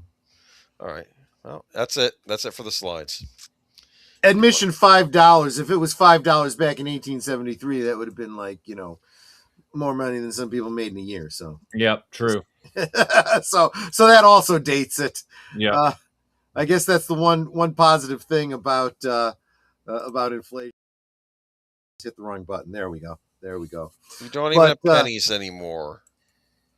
Well, there has been a push. I know they've been talking about it for like decades. I know. I'm just saying. And I understand the logic there that there's actually more value to the copper of the coin than there is the value of the face. The one. But they're made out of zinc now. Yeah, apparently it's more than a penny's worth of zinc too. Yeah, so. Apparently I just read an article on that a couple days ago. Apparently it now costs $1.43 to produce a penny, so they're getting rid of pennies. Yeah. It used to be $1.28. I say get us all back on the gold standard and make all of our money out of gold, so that you can, actually know you actually have the value. So you could be like Mr. Magoo and Mr. Magoo's Christmas Carol, counting his gold coins and laughing, as he's right. Okay. I mean, you should try counting your gold sometime. It's bracing. Yeah, I would imagine so. That's if you're wise enough to actually own physical gold and actually have the coinage in your possession. Oh, thank you so much. Oh my goodness. Jonathan Conroy gifted 20 last call memberships. Jonathan, were you visited by three spirits last night? Did you mean 20 or did you mean it to be 2? In which case I'm going to have to send you send the money back or something. I don't know, man. That's incredibly generous. I'm going to read these off because they deserve to be spotlighted. Pop culture archivist Andrew Pitt, Rancor Steve, welcome back to membership. The Brain Chew. Okay, the Brain Chew. Keely Chow, welcome to membership. Glad you happen to even be here today. Gorilla's Random Thoughts, you've just been upgraded in membership. Wallace Lang 17E. Hey, Wallace Lang, good to see you again. Real Wade Nation Gaming Clips. Longest Parsec. CK, longest running superhero RPG on Earth. And something tells me that wasn't even all of them. It didn't even list them all. My gosh, that's just incredible. Well, let me see if I see. No, maybe. Sometimes YouTube has a tendency to do them. Look at that. He left you a message. Merry belated Christmas. Oh, I'm clicking on YouTube, and that's not going to bring it up.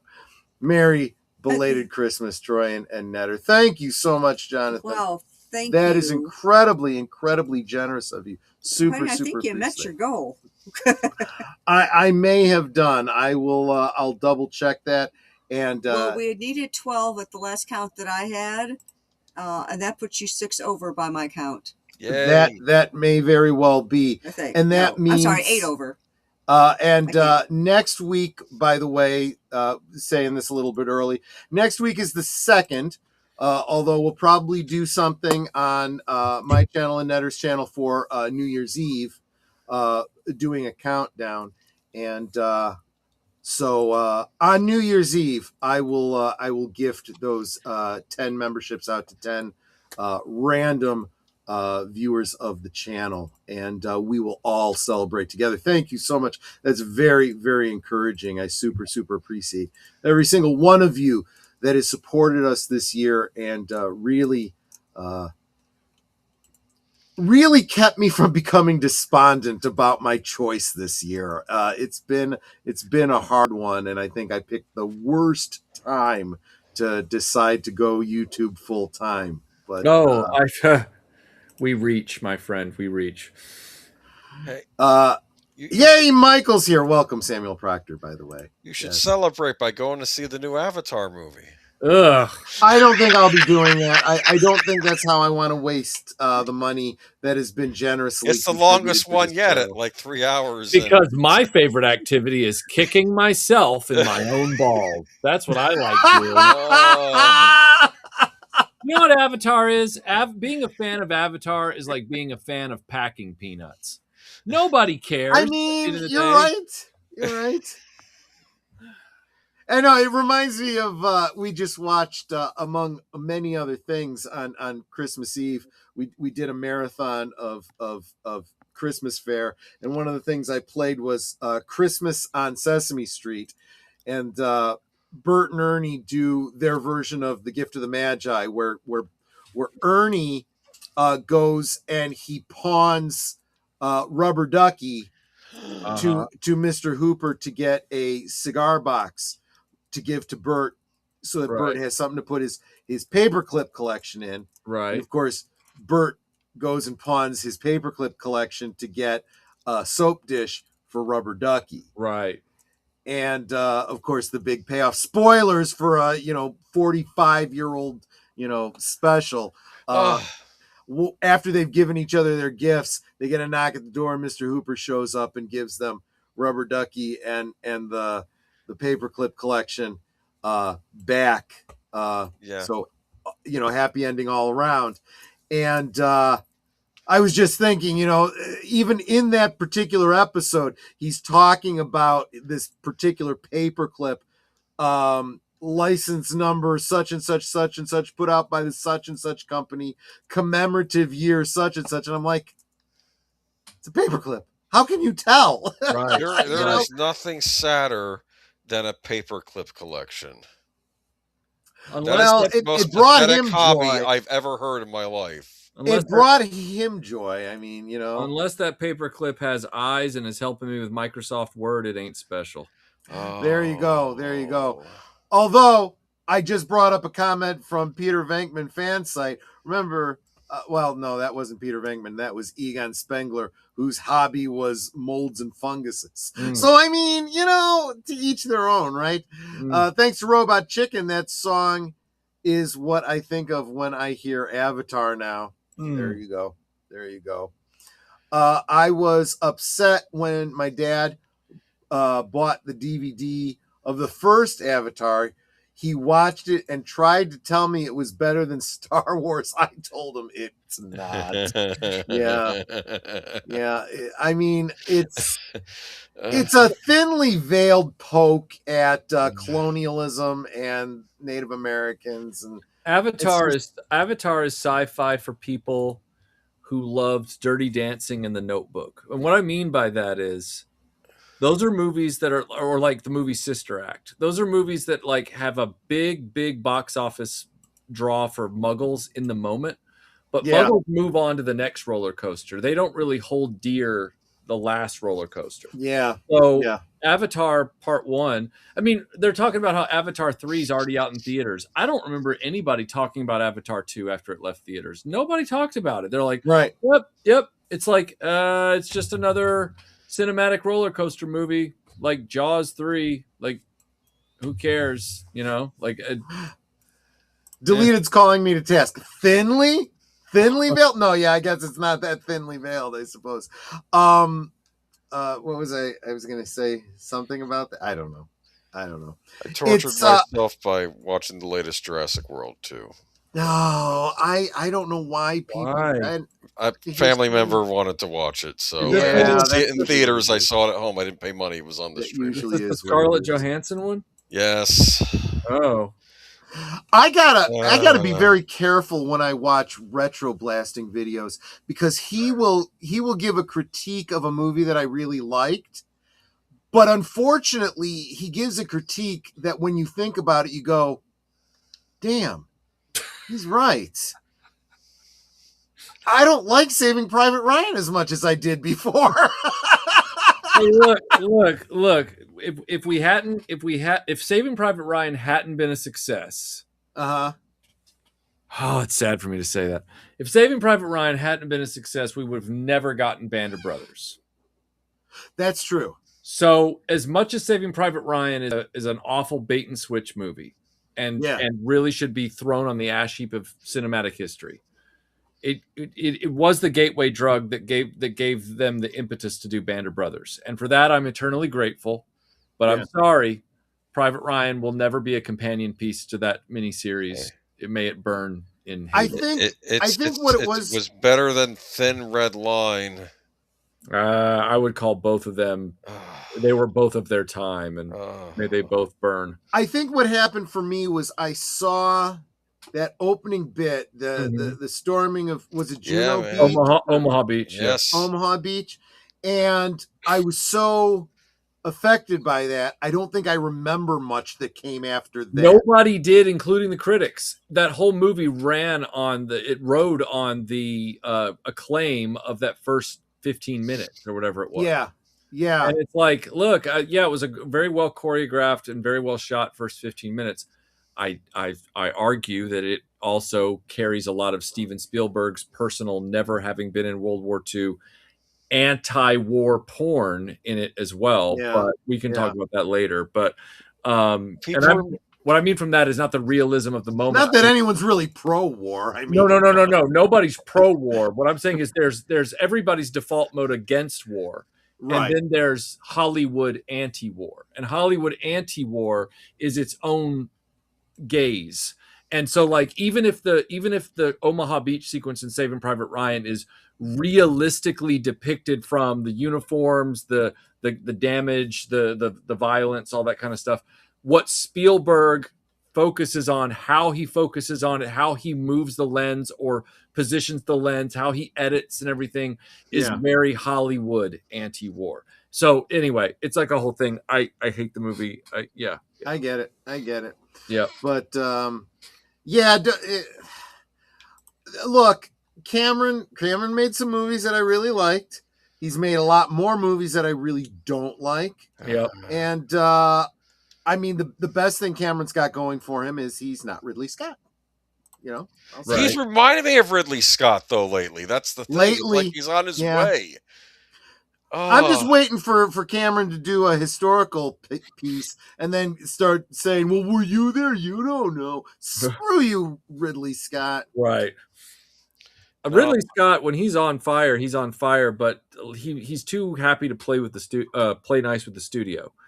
So, like, I actually love the director's cut of Kingdom of Heaven, but I was in the theater when I saw for Kingdom of Heaven, and I saw that theatrical cut, and I was like, my God. And then when I saw the director's cut, I was like, wow, he acquiesced to the theater's demand to fit in more screen times for the theatrical run by shortening the movie. But in doing so, he denied all of these cinematographers, artists, production designers, actors. He denied all of them Oscar nominations by cutting it down to this nonsensical nothing movie. Yeah. It's like, what are you doing? There's another, and if I'm not mistaken, this one's another Michael Crichton story. And I don't even remember the name of the movie. The book was Eaters of the Dead. Oh, 13th Warrior. 13th Warrior. Yes. Another one where I'm like, great book. Uh-huh. If you read it before you see the movie, you're going to be very, very disappointed, which is pretty much true with all of Michael Crichton's stuff. If you see the original trailer that came out a year and a half before the movie got delayed, the original trailer said Eaters of the Dead. It called the movie Eaters of the Dead. Oh. And then when you go see the movie, we did a write-up on it for a movie reviews website I used to write for back in the early 2000s. And the way we described it, I say me, Eaters of the Dead retitled 13th Warrior and brought out a delayed 8 months later, a year later, whatever it was.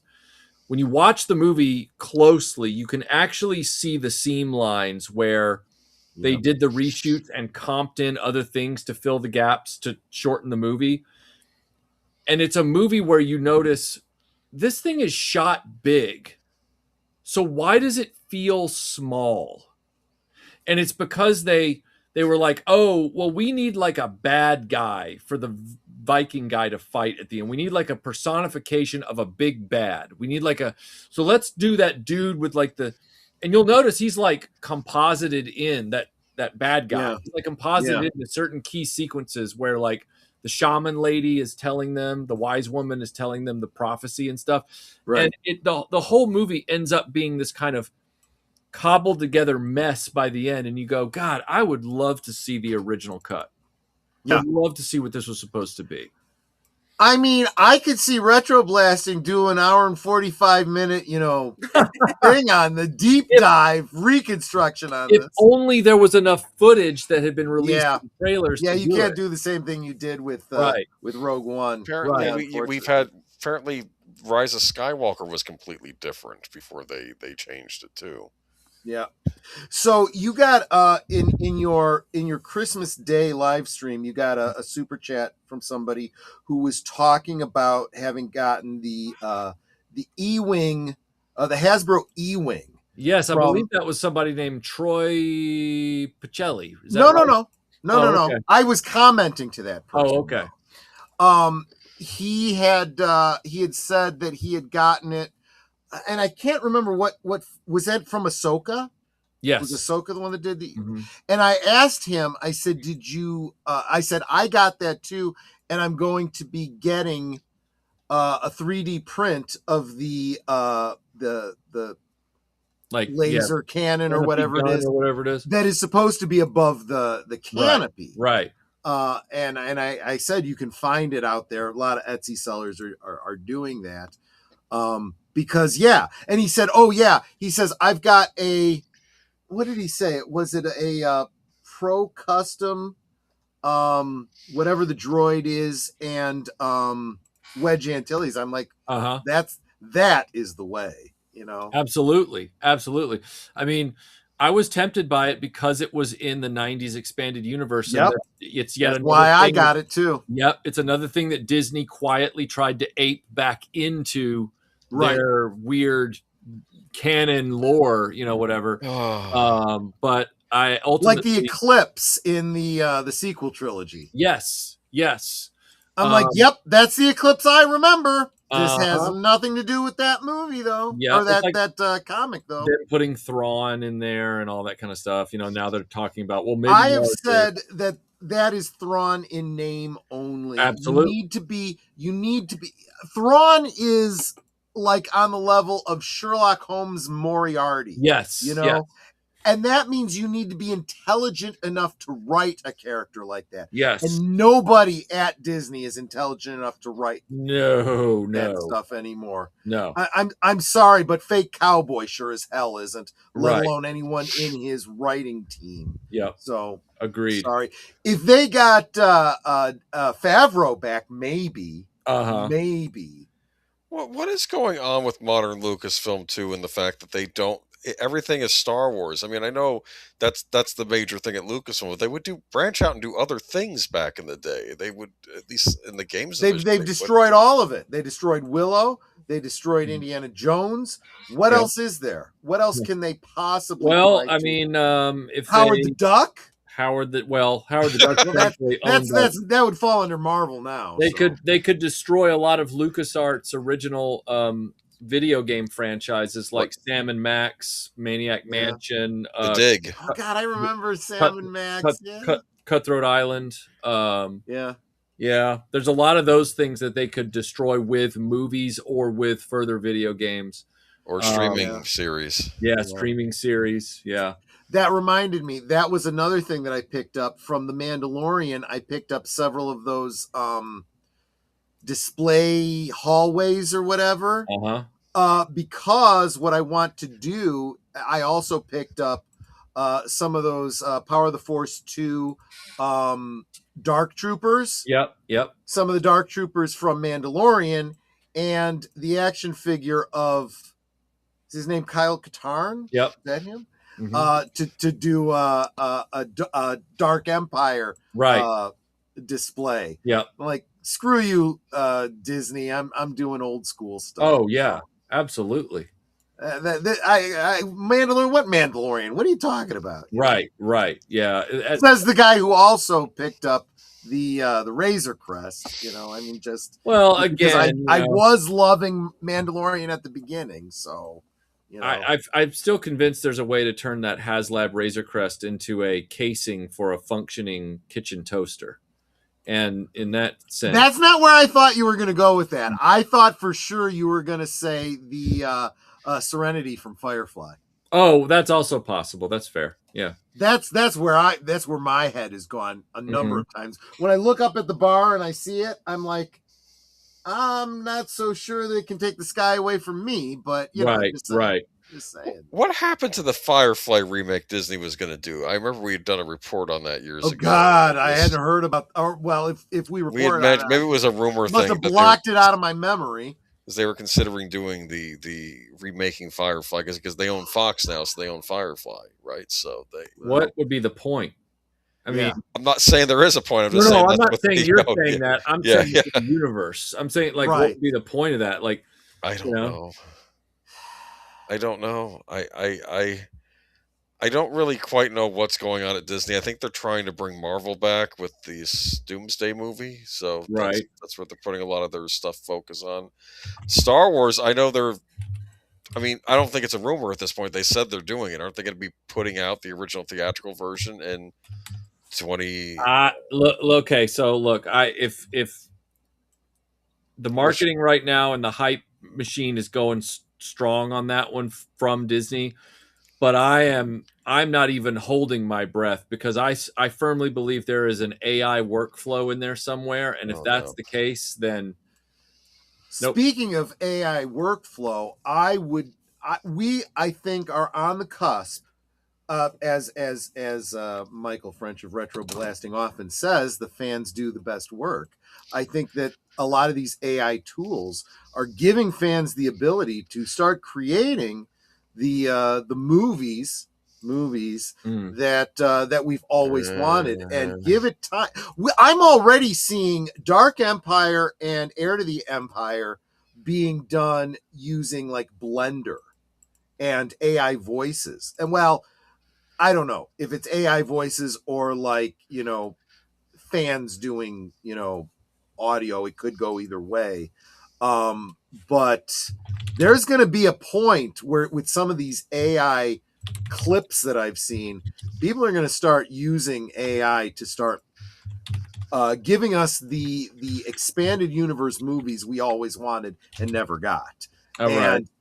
Disney can bitch and complain about it all they want, but you're not going to stop them. They could do cease and desist though, because they did that with some people already, right? Like with the Darth Vader video. They can do it. That doesn't mean that it doesn't get out there. Paramount did a lot of cease and desists. Some of those films are still out there floating around.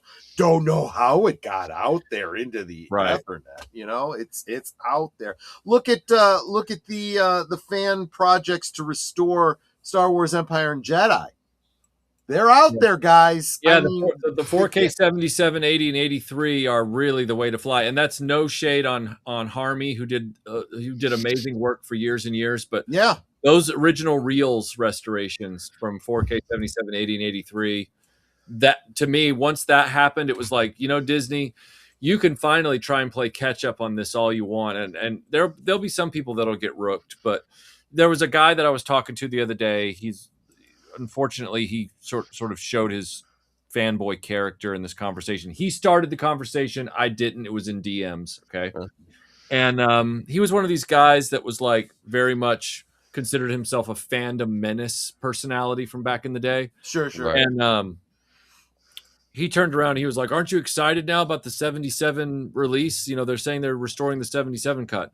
And all I said was, I'm reserving judgment until I find out if there's AI workflow in it. Because if there's AI workflow in it, then we're not really getting what we're supposed to get. And he was like, "Well, I just really think that it needs to be, updated and everything like that." And I went, "Updated? Then what's the point?" I said, "Updated? I thought you said you were excited about the 77 cut."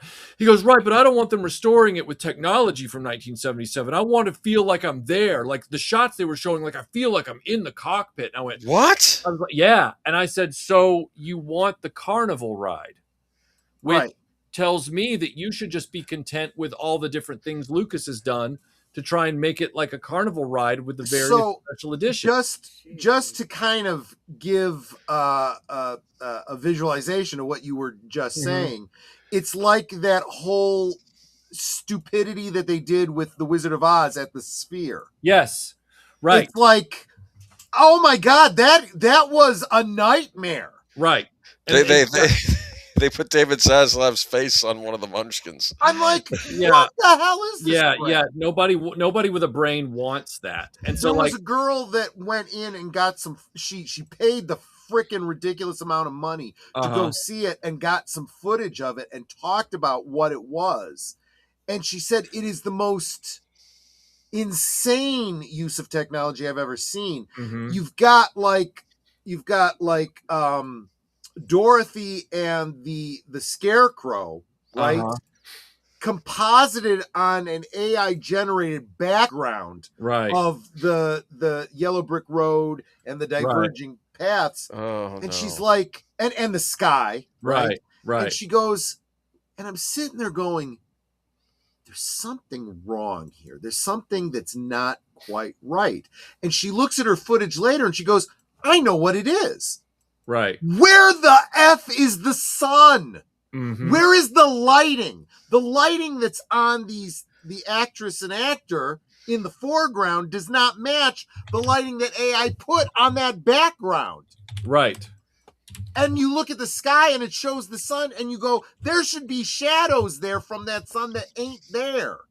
That's the problem. So if I don't mind addressing something here, AI workflow, part of my ignorance, are we talking about the stuff that James Cameron used when they were updating True Lies and things like that, and everybody hated the remasters? Yes. Okay. Yes. All right. That makes sense. So that's the problem, is that, you know, this guy was saying, I said, well, we've already got this with granted, they are theatrical prints that have been restored, but they've been lovingly restored, and they are the 4K 77, 80, 83. He said, I've always found all the fan preservation edits to sound flat. And I went, pardon? He goes, they just don't sound immersive to me. I want that surround sound. I want that. I said, you want the, I said, dude, you want the special edition. And that's when he got mad at me. And I was like, what? And he was like, he said, you're being rude and aggressive. And I went, you started this conversation. I'm just keeping it real. He was like, I said, dude, I know what I want. You're the one that's all over the place and off message. And he was like, I regret talking to you about this. I'm like, sounds like a true Disney Star Wars fan to me. Like, so I do get confused sometimes, and I know I have different versions on my shelf. So I know I have the Harmy version, and I have the 4K restoration. Right. Is the Harmy the one where he went in and he did things like added in like laser bolts to match the sound and things like that, and little I don't want to call it special edition. What Harmy did was he took the best official release of the special edition with each iteration, whether it's DVD, Blu-ray, 4K. And then what he does is he goes in with elements that he can get from, say, the laser discs, the DVDs, and then uses digital tools to upscale them, make them look better. And then he patches them back in and color corrects everything to make a simulation of the original cuts, where it's seamless for the viewer. Like, the viewer is getting a pretty much seamless experience, but it's more of a, it's them digitally retrograding them. Whereas the 4K 77 project is them preserving and timing original. Gotcha. Yeah. But Go ahead. I'm sorry. I remember growing up with when they remastered Vertigo and Spartacus and all them, My Fair Lady, and they were making a point that we're trying to preserve the way it was originally seen back in the day. That was the point of these remasters, not that we're trying to, like you said, turn into a carnival ride. I just realized there's another version that I might have been thinking of, the Addy one. The Addy one revisited is where they embraced the intent of the special edition, but felt the execution was flawed, which it was. And what he did was he said, I don't mind them fixing, starship shots and things like that and removing matte lines, but I also want to correct. I want to fix what he broke that he shouldn't have broken in the special edition. And I want to fix what he didn't fix from the original, like continuity errors, big, like, filmmaking gaffes and things like that are in the originals, especially the first one. So he wanted to correct all that Lucas never bothered to deal with. And so he kind of and so the first one was kind of like that. And then with the second one with Empire, he kind of got a little more ambitious, and it became more of a Addy one corrects everything that you don't like about the special edition of Empire. then corrects all the stuff that was left over that was incorrect from the 80 theatrical cut. Oh, and then also Adiwan came up with this other stuff he wants to put in. And so I'm not criticizing him. It was still a great effort. Interesting thing to watch. But I would still have sat back and gone, I appreciate the effort, but I would have just been fine with a 1980 preservation. Exactly. I think that when I saw, and it might have been him, it might have been any number of versions that I saw, taking Empire Strikes Back, there's that scene where you see everything from I can't remember if it's from the cockpit of the AT-AT or if it's the cockpit of the Snowspeeder, and you can see because of the, is that it? And as he's flying, you can see like the strut. You can kind of see ships going through it because of the way it was matted. Right. And Adiwan fixes that. Yeah. And it's like, that's the kind of thing you would think would be fixed in a special edition. Right. If you're going to do any kind of a digital fix, that seems like the one. The other one, I think, and I go back and forth about this in Star Wars, when Obi-Wan is doing the parry with his lightsaber, and it looks like the lightsaber's fizzling out like a sparkler because he's pointing it straight on, and they couldn't do the rotoscoping. That's something that could easily be fixed with modern digital effects.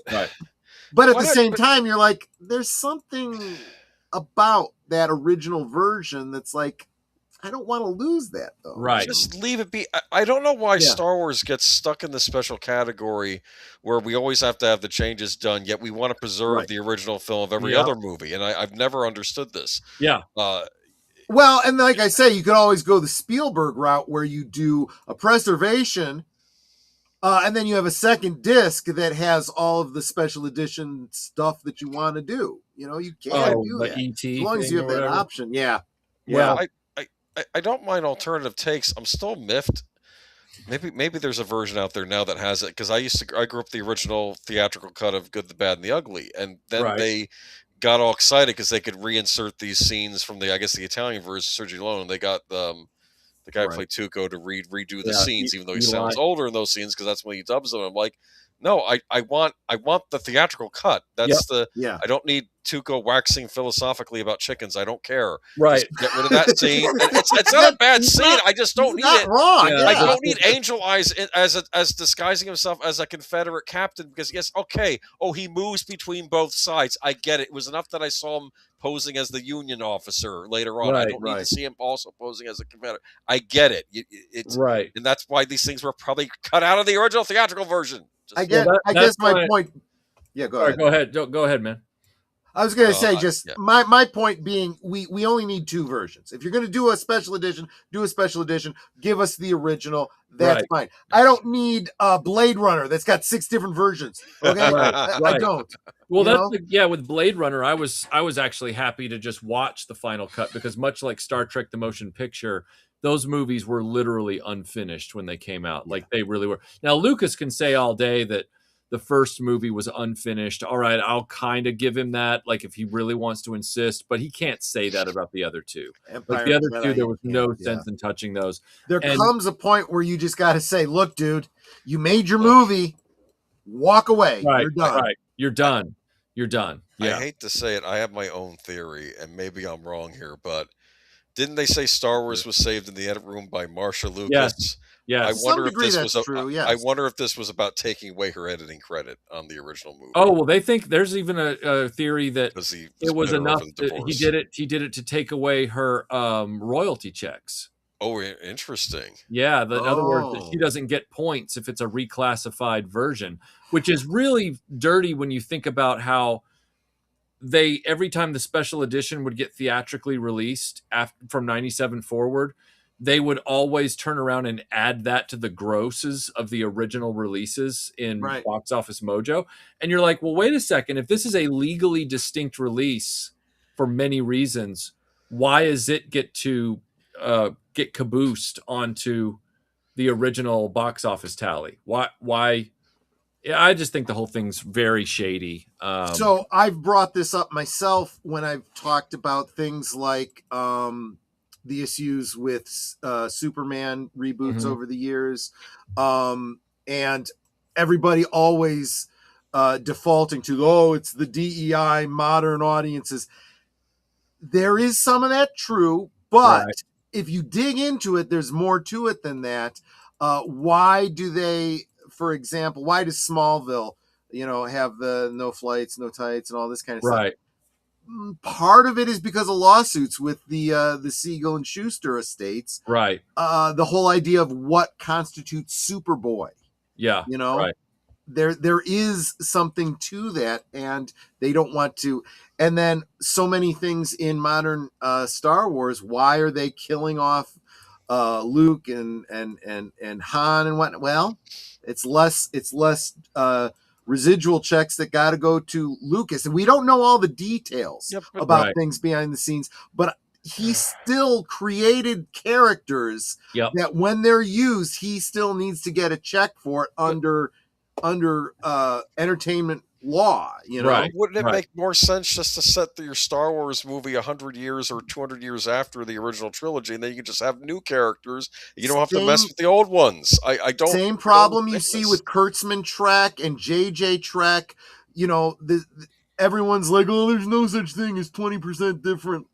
Yeah, you don't understand how entertainment works. Right? If they are creating something where they have a Spock and a Kirk and whatnot, and it's that specific, appearance, sorry, CBS and Paramount make the money, not the new licensees. They need to do something that makes it different enough that they get the money for the action figures and the lunch boxes. Right. That's just the reality of the industry. And anyone who's trying to deny that does not understand how rights work in entertainment. Right. Sorry, that's just the case. And it's the same reason that I'm saying that if Kurtzman and JJ don't get to renew their deals with Paramount, then whatever they do with Trek going forward is going to necessitate decanonizing of everything that they did. Their whole Prime universe versus the Kelvin timeline versus the Discovery universe. I'm sorry. This isn't fan wish fulfillment. This is just what I know about the way rights work. Right. Did either of you see the D&D movie? Yes. Which one? Was it any good? There's been like 6 of them. Good question, Troy. I do have them all on DVD up on my shelf. Wow. That doesn't mean I've watched them all, though. This relates to Star Trek. Yeah, Netter knows. I'm a completist. I've got them. Hey, I've got Sheena on Blu-ray. All right, I got no room to. Well, there's plenty of reasons to have Sheena. Absolutely. But it doesn't have to be a good movie. Okay. There's no reason to have Full frontal with PG. What are we talking about here? It's like a gift from the gods. Has Melinda gone to bed just before I get you in any more trouble? No, but Boomer, to answer your question, I think I can say this for Troy and myself. We've both seen the 1999, 2000, and the recent Dungeons. The recent one. That's what I'm thinking of. Yeah. Is it any good? I'm not going to say it's like the greatest. Fine, good. Yeah. Well, no, because the screenwriters of that are working on the next Star Trek movie. Oh well, then that's dead on arrival. The Skydance. The Skydance people put them for that to that. Yeah, then no, it's gonna suck. Yeah. There were things that I liked. You're talking about the Chris Pine one, right? Yeah, the Chris Pine D&D movie that came out. Apparently, the screenwriters that are working on a Star Trek. There was an Easter egg in it that I liked. They had an Easter egg of the characters from the D&D cartoon. Yeah. Which was neat. But that's just jingling keys. That's not enough reason to say the movie was good. Yeah, they should have had the people do the movie who did that Brazilian car commercial a few years ago. I know, right? They understood the show. What we need is God. If I say this, it'll put it out into the universe and it might happen, and we don't really want this. If they're gonna do a D&D movie, they have to do one of two things: either a live action, right, of the cartoon, right, or which they'd screw up, which it's better they don't do that, right, or they need to do a live action Dragonlance. Just take the Dragonlance novels and make a movie out of them. That's all you got to do. But it would have to be on the level of like what what's his name did with Lord of the Rings, Peter Jackson. Someone that reveres the story well enough to actually take the book, keep it sacrosanct, and turn it into a movie. If you don't do that, there's no point doing it. Just keep doing all of these random made-up characters set in random D&D-ish worlds, slap the D&D name on it, and say, give me the residual checks on it. But then no one goes to see it. I know.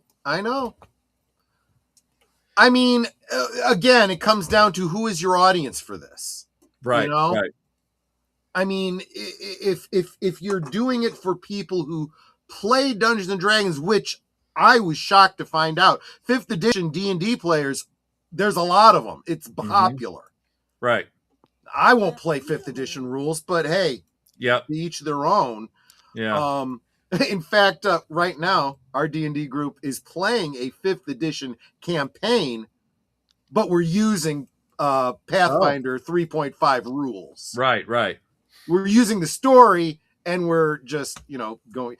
And sorry, Hasbro, the fact is, we don't need to buy your current rule books in order to play your games. Yep. We have everything we need to play the game forever. Yep. That is true. That is brutally true. They need to be playing ball with us, not the other way around. Well, they're going to send the Pinkertons to our house and say, you're not using approved rules. We're going to break your miniatures. Yeah, true. And then I'm just going to laugh. So we're going to be you come to certain people's houses with the Pinkertons, they might not be leaving, or they'll be leaving horizontally. Right. Just saying. We're going to be losing Warner Brothers soon because they're going to be bought out by somebody, right? So that's going to be another studio down. Look, I've been doing my best to keep up with it, but until it actually happens, I mean, the most recent thing is it's starting to now. The Paramount guys have raised the cash that they're and it might force Warner Brothers to go with them instead of Netflix. Okay, I think Paramount would be better than Netflix because at least they're a studio. But regardless, Warner Brothers is done because they just get absorbed, and then that's it, right? I mean. Unfortunately for Warner Brothers, Zaslav is the only one that makes money. It's like 20th Century Fox doesn't exist anymore. It got absorbed into Disney. And I know they bring out these Fox properties every so often, but it's not really, I don't see it as an independent studio anymore. Maybe I'm wrong. But the problem is if it goes to Netflix, say goodbye to the physical media. Say goodbye to the legacy. This is just bad times we're living in. And I'm more upset. I am still naive enough to believe that we have antitrust laws and an FCC that's going to uphold them. I know in my logical brain that's not necessarily true because let's face it, despite promises by the current administration, you have deep state operatives like pay to play Blondie and Swampy Susie Wild, Wormtongue, whispering in Trump's ear. So, this is the audience that understands what I'm saying. Because to quote the GIF, it do be facts though. Exactly. It's just it takes you nerds to translate what I'm saying. Right. Speaking of Lord of the Rings, you think we'll get that Gollum movie if it gets sold? I hope not. I'm the same way. I hope not. I hope not.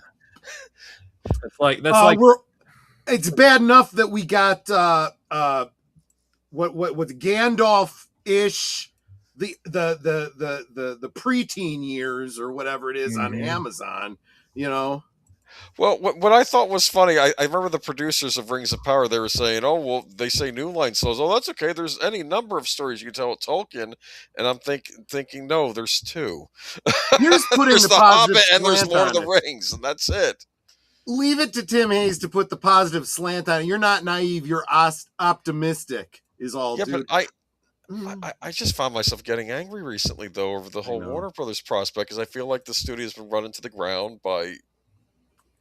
I'll still take the victory lap on that one. That I told you, still victory lap, because I was on a number of different shows where people were like, at the time they were like, "Oh no, Zaslav, I know that he's tried to shut down Turner Classic." Every time you say this on one of your streams, I'm like, he's talking to me. No, actually, I'm not referring to you. But if you want to lump yourself in with them, I'll just gently laugh at you. Well, I don't remember where I was back then. But No. let's face it, I have streams out there where someone could pull it up and say, "You said," and I'd have to be like, "Okay, you're right." No, it wasn't. It's not you that I recall having these conversations with. I have specific, memories, but I don't want to call anybody out. But they were like, no, Zaslav's going to be good for the company. I'm like, he said Flash was the best superhero movie ever, and just from the trailer, we knew it was garbage. Like, this guy looks like a friend of my dad's. There's no way he's good at movies. The one thing I did say about, because Boomer and I had the conversation about that thing, and I'm like,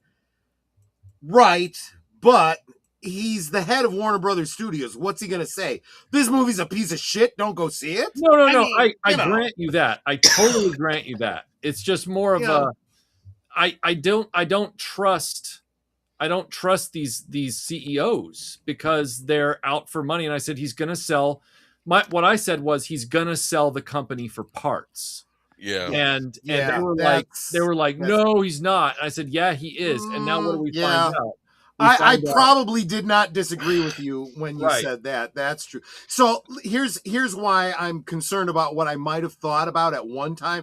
I guess I might have had at one time some minor amount of hope that he might restore, because he was coming in and talking a good game about how important and iconic Superman and the DC characters were. And, we've got to, and I'm like, well, maybe, but everything I've seen since then has been nope. Because it's not like he knows what these characters are or who they are or when they're actually doing something good with them. He just knows when the fans get pissed off and goes, whoops, that's bad. Right. Yeah, you think so, Joe? I mean, I think Warner Brothers has been in trouble ever since the post AOL years. I think AOL dumped them. Did they leave them with debt too? And then I forgot what the obscene amount of debt they have is, but it was... This is how I'm feeling. Michael's saying exactly how I'm feeling too. Oh, I said that? What did I say? I don't remember. I mean, my concern is, and Boomer, well, actually, Michael probably remembers this too. I had on occasion had a guest on who, to say she was very optimistic about many things. She was delusionally optimistic about many things. Right. That when I realized reality is catching up with us and it ain't going to happen, she got nearly slanderous with me. And let's just say I don't hang out at that cantina anymore. Just saying. Well, you were making a point about Chapek. Like, it's like, oh, he's going to steer the ship away from the iceberg. What happened was... Steer already! You were like... Yeah, it's like that meme. I do this with Pam Bondi, too. That meme of the guy with the stick poking something and going, come on! Right. Do something, Right. And her whole thing was, Chapek is going to save Star Wars. Him and Dave Filoni. And I'm like... I mean, I hope so, but I'm not seeing it yet. And then as things were going more and more and more, and I saw more and more of this Ahsoka type shit, and I saw how feckless, and I use this word, feckless. Chapek was, I said, look, you can say it's because he's not being allowed to do anything. I don't care what the reason is. The fact is he ain't doing shit. Right. And then when he was out, I'm like, I wasn't wrong, but too late. I'm already persona non grata because Oh yeah, I was right. I got the same pushback on Chapek that I did on my comments about Zaslav. I feel your pain. I really do. It's like you can literally tell people that cliff is coming up. You better stop running toward it. And they're like, nah, there's no cliff. And you're like, there's a cliff. And then they start falling off the cliff and they're like, holy crap, there was a cliff. And you're like, yeah. When I saw that Zaslav was clearly turning on Zack Snyder, well, okay, he's on the right side of this thing. Okay, so I'm okay. I'm with him on this. But then I see, he's going with James Gunn. I'm like, oh crap.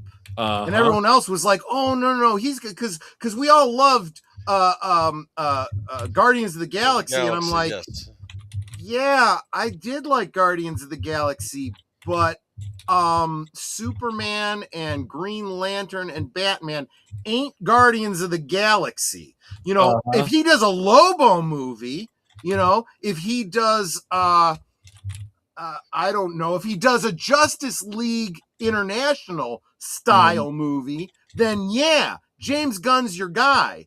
But if you're betting on him to bring us, the iconic characters, you're going to be disappointed.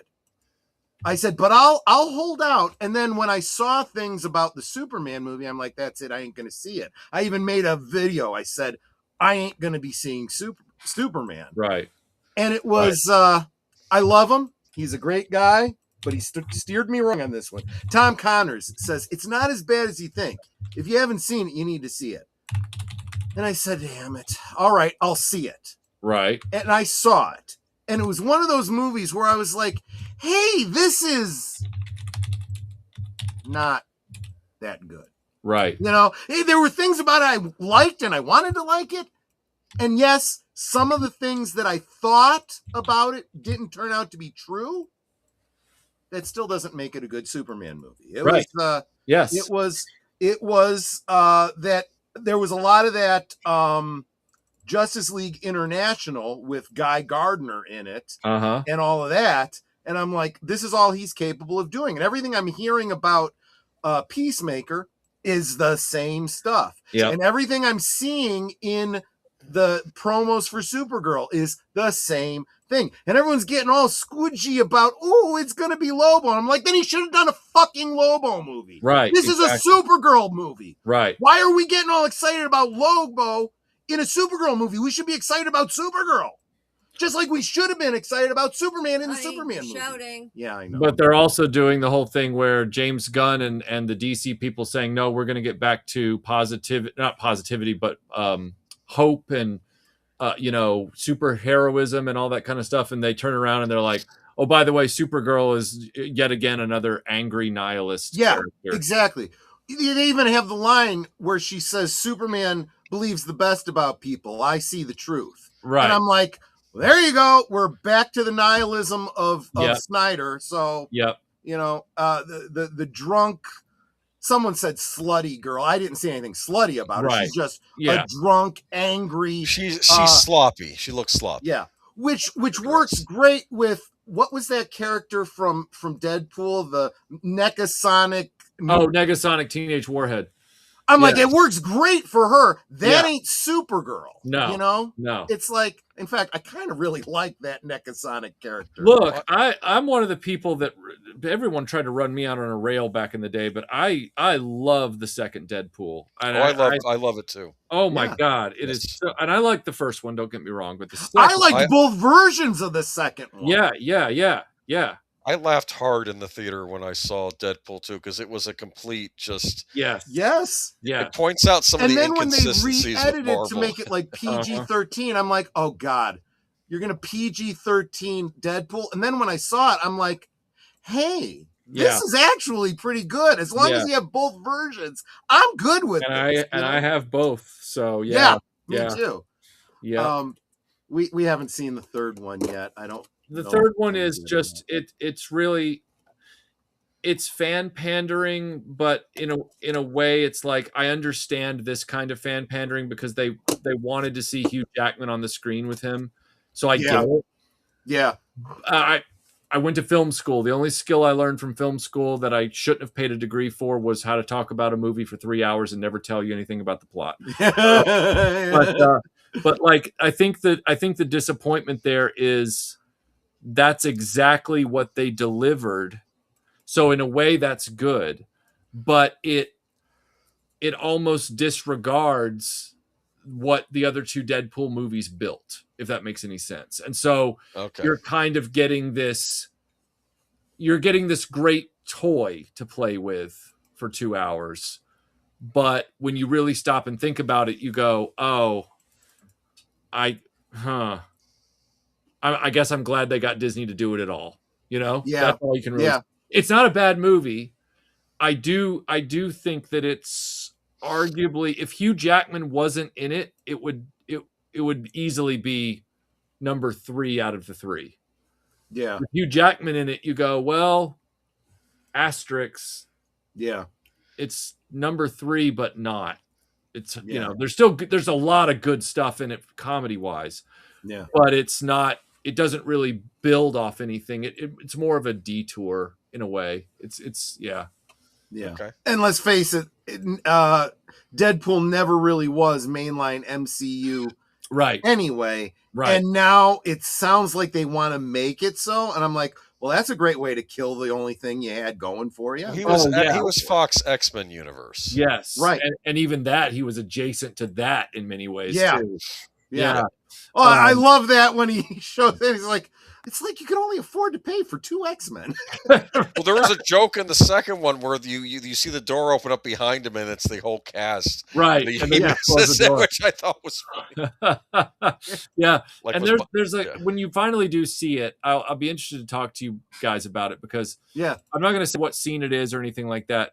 But there's a scene where I thought the execution of it, the cinematography and everything, the way they conceived and storyboarded the sequence was perfection.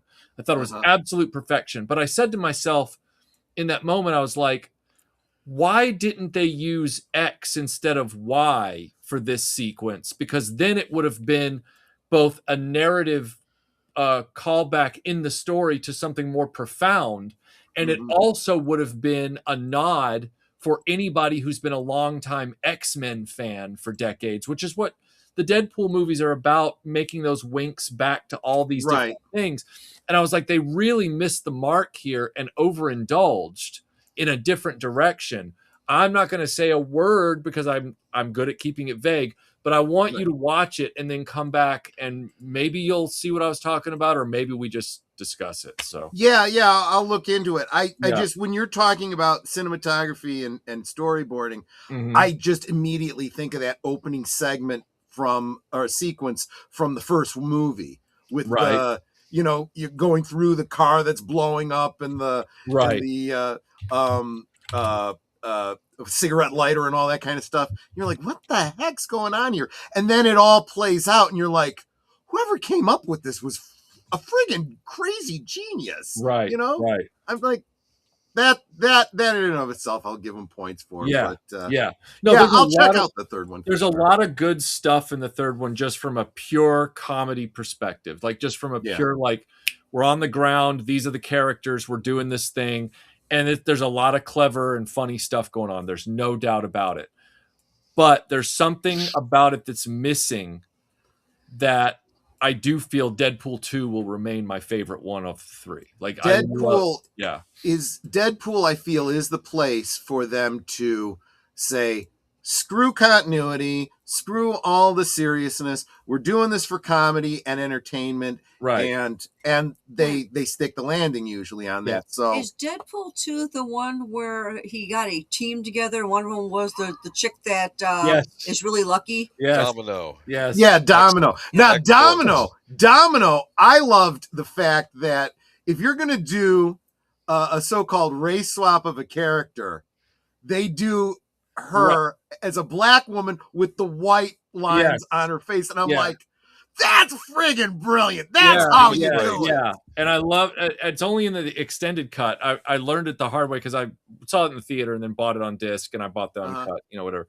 But I had to go looking for the clip one day, and it was driving me crazy because the clip wasn't online. And I was like, the scene is online. Where's the clip? And I realized I've been watching the uncut version so much. And this moment isn't really, it's not real. It's just an extra bit of business. It's not really something that would require an unrated confession. It's the part where he's interviewing, sort of auditioning all the different people who want to be on the team. And he gets to Domino, and there's this extra bit of dialogue in it in the uncut version where he says, luck is not a superpower. And she goes, yes, it is. And he goes, no, it isn't. And she goes, yes, it is. And he goes, let's just meet in the middle and say no. And I'm like, that is the trailer ever. Some of the best dialogue. Oh man, I love that movie. That is kind of genius. As a matter of fact, wasn't it that, speaking of luck as a superpower, wasn't it, I want to say it wasn't Jean Grey.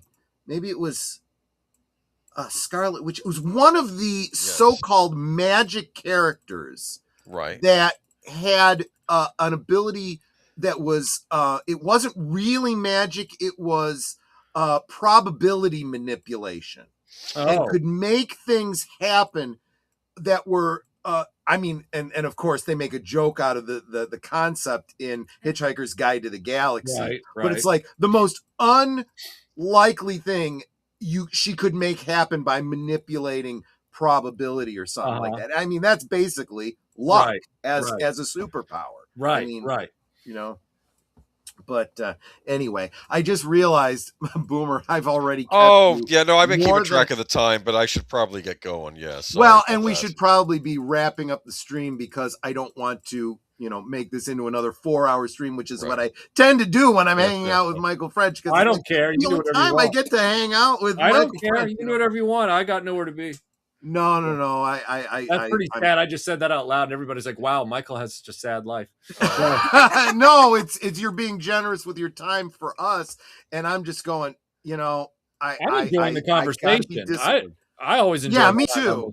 Me too. It's just I do have to be disciplined about the time on a stream. I know Boomer's got to get to bed because allegedly he's old, even though I don't think he is. No. What it is he has to work tomorrow. I work at a public library, and we actually got an extra day off. He's a real librarian, But I have to go in there, and it's going to be busy because we. That's a kick. It's genuinely a kick-ass job, and I'm envious. So I hope you have Thank you. That's he. This is the kind of thing that people don't believe these people really exist, but he still works in a library. Yes. He's got books that have paper pages, and they put them up on shelves. I mean, I know. These things yes, we still have those. And they're useful. Media. They're useful. You can clobber someone with those. Let me tell everybody here, okay? If you're just listening to audiobooks, they don't double as a way to stop an intruder. All right? That's right. Or hold open a door. A door. Jackie Chan has used these to great effect in many movies. I'm just saying. There you go. Yeah. But, I'm the same type that, I still know how to use paper maps, I mean, those. And fun fact for all the people that grew up in the digital age, if you're going to hit somebody with a book for the purposes of kind of like getting them away from you, use the spine. Yeah, exactly. Use the spine. Even with paperbacks. Even with paperback. But these people, they don't know a lot about books. So it's like the physical properties of a book, this is pointless. Yeah. Hit them with the spine. Yeah, that's your safety self-defense tip for the day. Yeah. Oh, Curtis Selby, 54 over here. I gotta go. Okay. Yeah, and you're an hour ahead of us. Just like, actually, just like these two guys down here. They're in the Eastern time zone too. So, that reminds me. You're not too far from Florida, right? Me? Well, you're closer to Florida than I am. So. Georgia is basically like Florida's boring merchant. Sitting right on the panhandle there, right? Florida is the flaccid phallus of America. It is. I always say it's the Wang of the United States. Georgia, especially South Georgia, is the dirty merkin of America. That's right. Right. So the reason I ask is because when is your Cairo trip? That begins. I leave February 14th. I leave on Valentine's Day, and I'm there for 2 weeks. So, okay. The reason Yep. I ask is because any chance of getting you down to Florida for MegaCon in March? oh, that would be not impossible, but when in March? Late March, early March? Do we know? It's like the 19th to 24th, something like that. Yeah. Oh, okay. Well, that's not necessarily outside the realm of possibility, though my finances will be depleted by then. So, yeah, but yeah, well, I was going to say that if you wanted to, if you could come down, like Netter and I are probably only going to do like one day at MegaCon. We'll probably do a day or two at Epic Universal Epic Universe. But more importantly, getting together and hanging out with Culture Casino, WDW Pro, Jonas J. Campbell, Andy Masterson, Gary Ambrosia. Right. So, just if you can make it, because you're not that far. Oh yeah, and this guy down here, Aged Boomer, is gonna Yes. he actually came and had dinner with us just did. One day, because he didn't really, it was a last minute thing last year, so he didn't have time to plan it out. But this year, we're gonna get him out there. And he doesn't really drive a tractor. He doesn't. Well, he didn't drive a tractor. You don't know what I do. Yeah, you never know. That's not what you showed up in. So we're gonna say you must have some like other the Straight vehicle. Story would have been 5 weeks later or something. Okay. Yeah. That was a good movie. I'm glad you had me watch that. That was a good movie. That was a good movie. But yeah, let's wrap this up. So Michael, what have you got coming up on your channel that you want to tell people about? The only thing I've got coming up right now, I've got two things. I've got a post-mortem on the McFarlane Superpowers action figure line that I'm working on. We've shot tons of B-roll. I've got a guest interview, all kinds of things. And right now I'm presently editing a sort of, I don't want to call it a deep dive because the video is only going to be about 30 minutes long, but it's a 30-minute retrospective on all of the cinematic versions of King Solomon's Mines, as well as discussing the book by H. Rider Haggard. And that's, for anybody who doesn't know much about that, like every retroblasting video, I promise you, if you just give the video a chance, you're going to be entertained and learn something, and it'll be fun. So exactly. And don't forget that in the links below you got the RetroBlasting merch store, and also his Patreon. Those are in the description below. Go check those out. You can get a Retro Blaster t-shirt, you can get a tumbler, you could get I don't know, do you have whiskey glasses on yours? I'm sure I could figure that out somewhere. Yeah, there you go. So go find, or you know what, just check out the streams he just mentioned and drop him a little super chat when you see it. Well, thanks, man. Or if you don't catch the premiere, you drop a super thanks down below. That's how you do that. Aged Boomer, what do we got coming up? Well, Sunday, you and I have Geeky Geezers, and yes, we do. We'll be talking about probably some of the news stories we missed, but there were a few new ones this week, too. A couple of gaming news, yeah. Well, the whole disaster that was... Talk about how expensive computers are getting and how, we're going to have to start gaming on abacuses in the future. Well, maybe. But I will have to hunt down that Commodore 64 article. And then I don't know what we had planned for next week. You saw my suggestion, though, that it was... I did know, I want to go with that. Yeah, so it's going to be we do whatever your winners and losers of 2025 and predictions. I've already got mine planned out for once. I'm already... I have my winner. It was hard. I was actually getting angry when I was thinking about the winners because I'm looking at all the Hollywood studios and I'm like, no, you all kind of suck this year. F1 was my favorite movie this year that I saw. If you're gonna limit me to cinema, I might have a hard time. I'm gaming's been kind of pissing me off this year, so I'm trying to think, and I'm like, no, it's going to be. I know what it's going to be. I'm not going to say that I really liked, but. I'm like, I would argue, Well, I'll talk about it next week. Yeah. Good. All right. And on my channel, we got, of course, Members Night at the Movies on Monday. I'm sorry.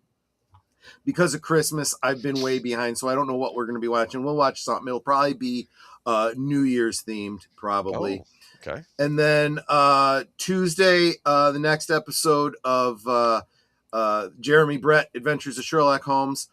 I don't remember what the next one is. Again, I'm way behind because of the holidays. Thursday, Netter, what you got coming up on Thursday things? Isn't that New Year's? That's right. That is New Year's. So I will be talking about the new year and we will. Yeah. So since it goes 9 to 10 in the Chicago area, I think right after that, what we'll probably do is like a 1 hour lead up to the countdown on East Coast on both of our channels. And then we'll just I would like to keep that going, so make it a 3 hour thing so that we can count down to New Year's in Chicago, and then like we usually do, that's it. We're done. Good night. It's 2026. We're going to sleep. and that is the plan for this week. All right, guys. Any last words before we wrap it up, Michael? No, I just appreciate being here. It's always fun to chat it up with you guys. Thank you. I'm always grateful that you haven't gotten tired of my drunk ass. You still want to come back on the show. No, absolutely. I love it. I love being here. Age Boomer, last words. Nope. Just y'all have. If I don't, well, I'll see you Sunday, and just have a good weekend, and lay off the eggnog if you're drinking too much of it. Right? Yeah, eggnog should be done, guys. Now we need to move on to harder stuff. And then Netter, last words. You never made me my eggnog. Okay, so maybe I still will make some for you this weekend. Yes. As for my final words, I want to thank all of our producers tonight. Yes. Who have helped make Troy's goal possible. I counted 38 memberships gifted today. That is incredible. I mean, just mind blowing. Plus the $10 super chat from Wilkie's Movies and Music. I might count that as putting us over. Definitely put us over. We're over by 8. Yeah, and I may still end up then doing another 10 gifted next week for New Year's Eve. Why not? So yeah, I will. But yeah, that you guys are totally Osmo. I'm just blown away by your generosity tonight and how much you've encouraged Troy and me by extension by helping Troy reach his goal. It's something that, I mean, y'all know I'm his biggest cheerleader. I have been pushing this since he announced this is what he wanted to do. And y'all came through for him. And I can't thank you enough. Yeah. Now, if we get the subscribers, which are free, so I know, why is subscriber numbers so difficult? And it's not like you guys aren't sharing out the streams. I know you are. I see you guys doing it on the socials all the time. I don't know. And as we've said, make sure you are subscribed, because sometimes you cannot be subscribed and not realize. Well, and Michael, I don't know if you have done this, but you don't do as many live streams as we do. But when I've started telling these guys, and I'm telling everybody in my chat too, when you do a live stream now, start setting it and saying that only subscribers can comment. And they got to be a subscriber for a minute or two, because this does two things. One, even if you're a troll and you want to come troll me, you still got to subscribe in order to troll me. Number two, if you are a regular, it'll immediately tell you if you've been unsubscribed. Oh, okay. You go to put in your comment and you go, why can't I put in a comment? Check, you're not subscribed. That's why. So okay, well, I'll definitely start doing that. That second part is even more enticing my margin than the first. Yeah. Exactly. That's what. And I actually had it come up. I said, someone came in and said, hey, why can't I leave a comment? That's why, because you weren't subscribed. Double check, make sure you're subscribed. Right. So there you go. Yeah. And subscriptions are free. So absolutely. It's like, spread the word. And I mean, I share out Troy's stream all the time, and I know a bunch of you do as well. if you are one of those people that has more than one identity on YouTube, all your I wouldn't identities mind are it. I'd subscribed. appreciate it. Yeah. Both of mine are. Trolls are very tasty, deep fried and dipped in chocolate sauce, just like tribbles. Yes, absolutely right. Tribble kebabs are one of my favorites. Anyway, guys, I want to thank everybody so much. I want to thank Michael French for coming and hanging out with me. Please, once again, pass on to Melinda. Thanks not only for loaning you out to us again, but for coming and saying hi. It made me feel so special. Yeah. And you can tell her from me that even without makeup, she's gorgeous. Yes. Yes. Yeah, and I also munched all those Oreos. But let's be honest, Michael. You and I are both very, very lucky men. We are, no doubt. If nothing else, we've got some great enablers that haven't divorced us with our inclinations. That's true. So, anyway, guys, you all are really wonderful. You really are. Super appreciate all the ways that you support this channel and everything that we do here.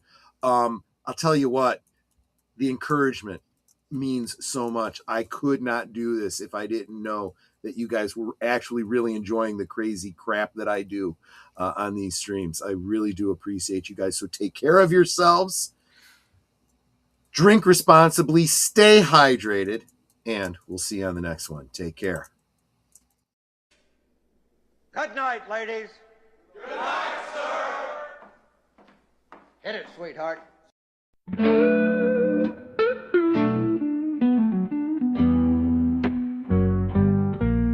The neon lights are fading, closing time is near. Whispers in the corners, secrets shared sincere. The bartender's polishing the final glass.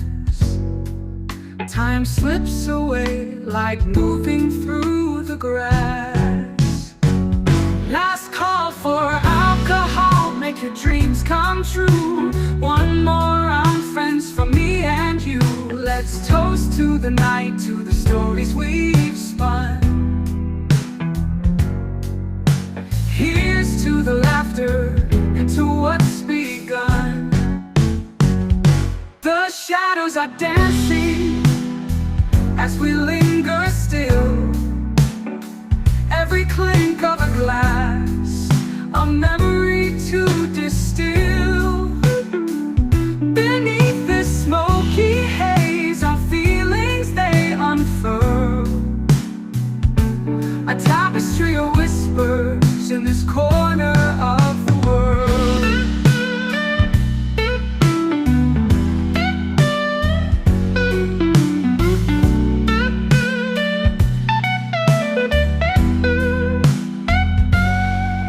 The jukebox serenades us with a final tune, crooning to the lonely and the lovers under the moon. With every soft note, the end draws ever near. But in this fleeting moment, there's nothing to fear. Last call for alcohol, make your dreams come true. One more round, friends, for me and you. Let's toast to the night.